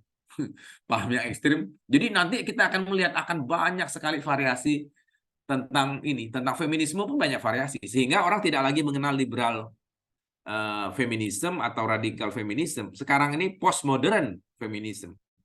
Dalam postmodern feminisme itu semua gerakan feminisme itu sah-sah saja dianggap. Jadi mereka tidak punya agenda tunggal lagi feminisme itu. Ibaratnya mereka sudah pecah kongsi dari satu tipe berpikir menjadi banyak tipe berpikir. Dan kita harus tahu ya, sebagian besar yang menolak feminisme itu sebagian besar itu justru perempuan. Hati-hati. Jadi laki-laki itu bisa menjadi sangat feminis, ya. Tapi perempuan justru menjadi anti feminis juga banyak. Itu terjadi. Coba kita lihat misalnya contohnya ya. Sumatera Barat itu kan matrilineal ya sistem hukum adatnya ya. Gitu. Kesan kita berarti dia lebih menghormati laki-laki perempuan dong. Nini mama segala macam. Tapi kenapa kritik dari tokoh pujangga-pujangga kita kayak Hamka segala macam itu justru munculnya mengkritiknya hukum adat. Kenapa cerita Siti Nurbaya misalnya? Itu mengkritik justru perlakuan yang tidak menghormati perempuan. Ketika perempuan dipaksa, ya Siti Nurbaya dipaksa untuk menikah dengan Datuk Maringgi dan dia tidak punya suara untuk mengatakan tidak. Tenggelamnya kapal Van der Wijk, coba Anda lihat, itu kan ceritanya bagaimana seorang perempuan juga tidak berdaya untuk menyuarakan ininya. Banyak kan cerita-cerita seperti itu. Jadi tidak ada kaitannya sebetulnya antara tadi ya, bangunan yang kita anggap punya kecenderungan menghormati perempuan, bahkan kata nagari dengan negara itu kan menunjukkan yang nagari itu lebih cenderung feminis. Negara itu cenderung perempuan, cenderung laki-laki. Ibu kota, gitu. Ibu pertiwi itu kan bagi pikiran orang Indonesia kan sebetulnya itu menghormati perempuan. Tapi karena itu tidak dibangun sebagai satu gerakan yang terstruktur, dia lama-lama keropos cara berpikir menghormati itu. Dan muncul akhirnya tokoh-tokoh yang sok melindungi perempuan, tapi sebenarnya tidak lain perilakunya itu menindas perempuan, dibungkus oleh berbagai macam tradisi berpikir yang keliru ya. Yang saya sebut dengan kegenitan politik sebenarnya kayak gitu. Bikin misalnya perda yang melarang perempuan untuk kalau naik motor itu kakinya ngangkang, duduknya harus nyamping gitu-gitu. Itu kan apa manfaatnya coba bikin perda kayak gitu? Tapi itu dilakukan demi untuk kegenitan politik gitu. Oh, menunjukkan dia punya konstituen gitu banyak dan dia sangat menampung aspirasi. Padahal itu kan aspirasi semu. Yang seperti itu. Dan celakanya itu diakomodasi oleh struktur. Menjadi perda buktinya. Perda nomor sekian gitu. Apa yang terjadi? Diketawain orang kan. Coba aja lihat. Kalaupun orang tunduk mungkin paling 1-2 minggu. Setelah itu diketawain orang di belakang. Jadi membuat hukum yang tidak rasional itu berpotensi untuk menjadi bahan tertawaan aja. Kalau tidak, suatu saat akan ditertawakan. Itu terjadi di Iran kan sebenarnya. Itu kan akhirnya ditertawakan oleh rakyatnya sendiri. Euforia awalnya mungkin iya ketika Khomeini datang gitu, wah euforia. Tapi lama-lama mereka, ini kayaknya nggak rasional deh. Masa warna baju pun harus seragam? Perempuan nggak boleh pakai warna lain kecuali harus hitam misalnya. Modelnya sama, nggak ada fashion sama sekali. Apa model kan model kayak Mao Zedong dulu kan begitu kan. Mao itu bikin tradisi baju harus sama warnanya. Mana ada wanita, laki-laki, manusia digitukan, baik pria maupun wanita, nggak bisa. Moralitas aspiration itu juga penting. Kalau Kalau itu akhirnya membuat orang menjadi lebih sehat ya, saya kira itu. Kayaknya diskusinya kemana-mana ya, tapi mudah-mudahan gini ya jawaban saya Theo ya, lebih panjang dari presentasi kamu jadi saya. Wah, apa-apa, Prof. Walaupun lebih banyak, tapi si isinya lebih panjang ternyata. Banyak pada saya juga, Prof. Tapi mendengar tadi yang Prof mengenai tadi yang analisis gitu, jadi saya mengerti, oh ternyata kenapa orang-orang LGBT gitu ya di Amerika tuh sampai seberani itu, ternyata gara-gara itu mereka anomalinya itu ternyata didukung sama banyak anomali lain, individu-individu lain, jadinya mereka bisa se-ekstrim itu gitu ya. Apakah Nah, mungkin apalagi kalau yang mendukungnya itu orang-orang yang berpengaruh. betul, Prof? Ya, itu dia punya banyak pengikut dan itu yang membuat orang Indonesia kan khawatir ya sebenarnya kayak gitu. Karena gerakan-gerakan yang masif itu khawatir akan membentuk anomali dengan cepat. Gitu. Dan akhirnya dianggap itu mempengaruhi stabilitas sosial. Ya Nah, bisa terjadi begitu sih. kalau seperti itu, Prof, kan kita ada kekhawatiran mengenai anomali ini ya. Apakah hukum bisa masuk untuk mencegah anomali itu, Prof? Atau ya sudah, hukum hanya mengikuti kebutuhan masyarakat gitu, Prof? Gini, kan sebetulnya hukum itu kan bergerak dalam dua arus ya. Ada arus energi, ada arus nilai namanya. Nah, saya selalu membayangkan arus energi itu seperti air mancur gitu. Dari bawah ke atas. Tapi kamu lihat air mancur itu, pada titik tertentu airnya itu pasti mengalami anomali. Dia balik arah kan, turun ke bawah lagi. Dan ketika turun ke bawah itu dia energinya itu energi yang alami. Energi gravitasi kan. Bukan energi artifisial yang disemprot dari bawah itu. Nah, kalau kita lihat hukum itu produk politik. Politik itu energi bagi hukum. Gitu. Jadi hukum itu kapan hukum itu dibuat kan itu keputusan politik sebenarnya. Keputusan politik. Nanti di bawahnya itu ada energi yang lebih kuat dari politik ya, ada ekonomi, ada teknologi. Tapi di atasnya itu, di atas hukum itu ada yang lebih bernilai, dimensi nilai, sosial dan sebagainya. Jadi hukum bisa mengubah sosial. Law as a tool of social engineering. Hukum bisa mengubah sosial, tapi energinya lemah. Energinya lemah. Dibandingkan politik mengubah hukum, itu lebih kuat energinya. Nah, intinya saya ingin mengatakan begini, kuat-kuatan aja kita. Sistem politik kita tuh lebih dominan daripada hukum, maka hukum kita itu wujudnya kayak apapun, itu akan dipengaruhi oleh tokoh politik. Sepanjang kekuasaan cengkraman politik itu masih demikian kuat mempengaruhi hukum, kita jadi takut kan. Negara-negara otoriter tuh bayangan kita kan nggak itu, politiknya kuat. Jadi hukumnya itu seolah-olah ada di bawah dominasi dia. Nah, tinggal nanti begitu dia sedikit melemah, ketika sedikit melemah, maka kayak air mancur itu, begitu kita turunkan energinya, dia kan akan menyusut kan airnya. Itu kan berarti kekuatan sosial yang di atasnya itu akan lebih dominan gitu. Nah, itu yang terjadi kan ketika otoritas suatu kekuasaan negara mengecil, negaranya makin demokratis misalnya, maka pengaruh gelombang struktur sosialnya itu akan mendrive hukum gitu. Nah, sekarang kekuatannya mana ya? Kekuatan sosial budaya atau kekuatan politik yang bermain? Kapan itu terjadi? Kita nggak pernah tahu. Jadi ketika negara kita makin demokratis, harusnya hukum itu lebih tunduk pada kehendak sosial kan? Aspirasi-aspirasi sosial. Tapi ketika negara menjadi kurang demokratis, maka aspirasinya itu aspirasi politik kan. Hukum itu produk politik. Bermain begitu. Pendulumnya kira-kira.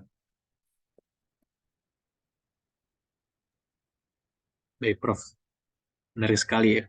Saya jadi banyak belajar banyak hal ke Prof.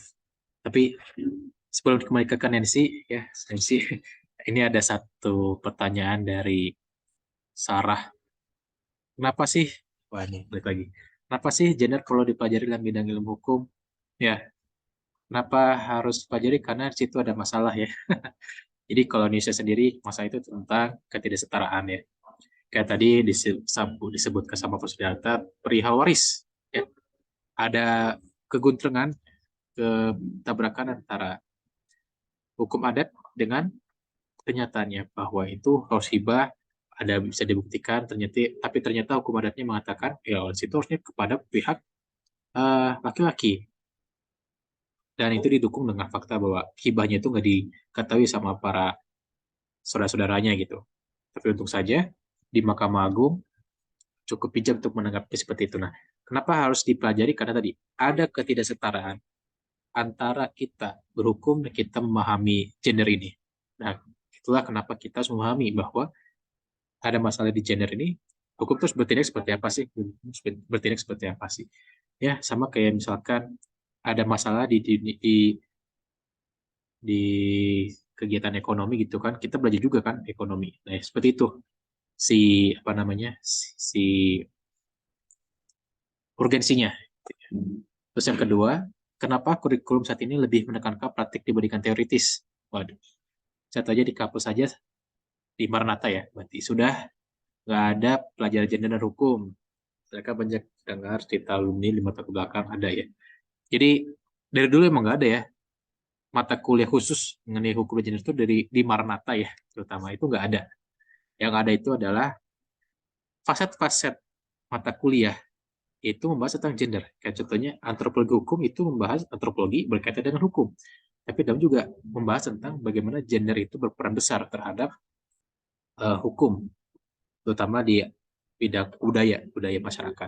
Hukum adat juga seperti itu. Nah, tapi kita nggak punya mata kuliah khusus di Maranatha. Tapi apakah dulu diajarin di beberapa mata kuliah? Iya. Nah, kenapa sekarang udah nggak ada? Kenapa sekarang lebih ke praktik gitu ya? Tanyakan kepada Menteri Pendidikan kita saat ini, kepada Pak Nadiem ya. Kenapa dia membuat kita hukum ini seakan-akan hanya penyokong kebutuhan industri? Ya, karena mungkin hukum hanya didekat sebagai cangkang ya, dilihatnya sebagai cangkang. Jadi karena sebagai cangkang ini gitu kan ya, jadi ya udah kita butuhnya industri, ya udah hukum itu harus bisa memenuhi kebutuhan industri, hanya cangkang aja gitu. Apakah saya setuju? Tentu saja saya tidak setuju. Apakah bisa praktik? Mungkin praktik itu bisa, maksudnya ini ya, lebih kepada praktik itu kalau misalkan saya lihatnya bukan praktik magang di klinik praktik, itu bukan, karena itu kan teori kita diterapkan kepada kenyataan yang ada dan kita bisa mengetahui kenyataan ada itu seperti ini toh. Tapi praktik di situ lebih kepada hal-hal yang sifat industrial ya, kalau saya lihat saat ini. Kayak contohnya MBKM, mereka belajar, saya melihatnya justru di Maranatha juga ya, ditekankan mereka magang itu MBKM, mereka belajar itu di korporat gitu kan ya, bukan di LBH. Walaupun dibebaskan di LBH, anak-anak pada nggak mau ke LBH. Mereka lebih banyak ke kita di korporat atau enggak ke kantor-kantor notaris gitu ya, ke kantor hukum. Tapi kantor hukumnya ya lagi korporat, perusahaan. Adapun ke bidang hukumnya itu hukumnya bukan hukum. Tadi bukan hukum yang kayak lembaga bantuan hukum. Nah, kenapa seperti itu ya? Karena tadi arah pendidikan tinggi hukum kita jadi diarahkan kepada bagaimana kita mengerti hukum itu secara holistik, tapi bagaimana hukum itu jadi cangkang untuk memuluskan kebijakan-kebijakan tertentu. Apakah itu salah? Ya, kalau menurut pandangan saya sebagai akademisi ya tentu saja. Tentu saja itu salah. Karena hukum itu nggak bisa. Hanya dipandang seperti itu nggak bisa. Karena tadi, hukum itu, kalau kata Prof. Data kan banyak ya faset-fasetnya. Kita lihat ada anomali, ada macam-macam. Kita melihat itu semua. Bahkan politik juga kan. Kalau misalkan hukum hanya didasarkan pada praktika semata, apakah bagaimana dengan kualitas kita nantinya? Itu yang saya khawatirkan kalau misalkan terus-terusan arah kita seperti ini. Tapi mungkin ada pendapat berbeda dari yang lain. Lebih itu saya kembalikan kepada Nona Nancy. Silakan. Baik, terima kasih Kak Theo. Mungkin dari saudara-saudara, apakah masih ada yang mau menanyakan? Atau mungkin dari Prof. Sidarta, apakah masih mau menambahkan?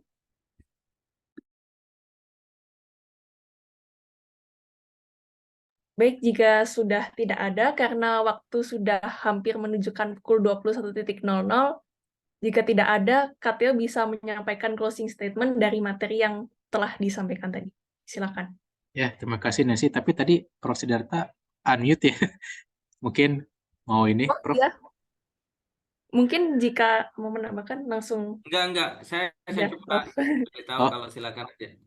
oh, baik Prof. Jadi saya sangat setuju tadi. Ini kata Prof. Sidarta. Kalau kita berhukum itu harus moderat ya. Kalau kita ekstrim-ekstriman gitu, oh itu sakit sekali buat kitanya, buat orang lain.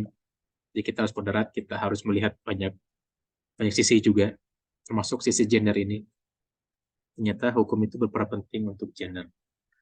Dan oleh karena itulah, ketika kita membahas gender, maka kita sedang berhukum situ. Dan ingat, hukum itu tidak hanya tentang industri saja, ada kayak gini-gininya. Jadi kita harus bisa melihat secara holistik mengenai hukum itu, agar kita punya nuansa dalam hukum. Tidak cuma kita menyokong kebutuhan industri, tapi kita punya nuansa sebagai seorang sarjana. Nah, itu dimulai dari pendidikan tinggi hukumnya. Oke, seperti itu aja, Nancy. Silahkan. Oke, baik. Terima kasih, Kak Theo. Karena Kak Theo sudah menyampaikan closing statement-nya, berakhir sudah sesi diskusi kita pada malam hari ini. Terima kasih, dan waktu dan tempat saya akan kembalikan ke Kak Farid.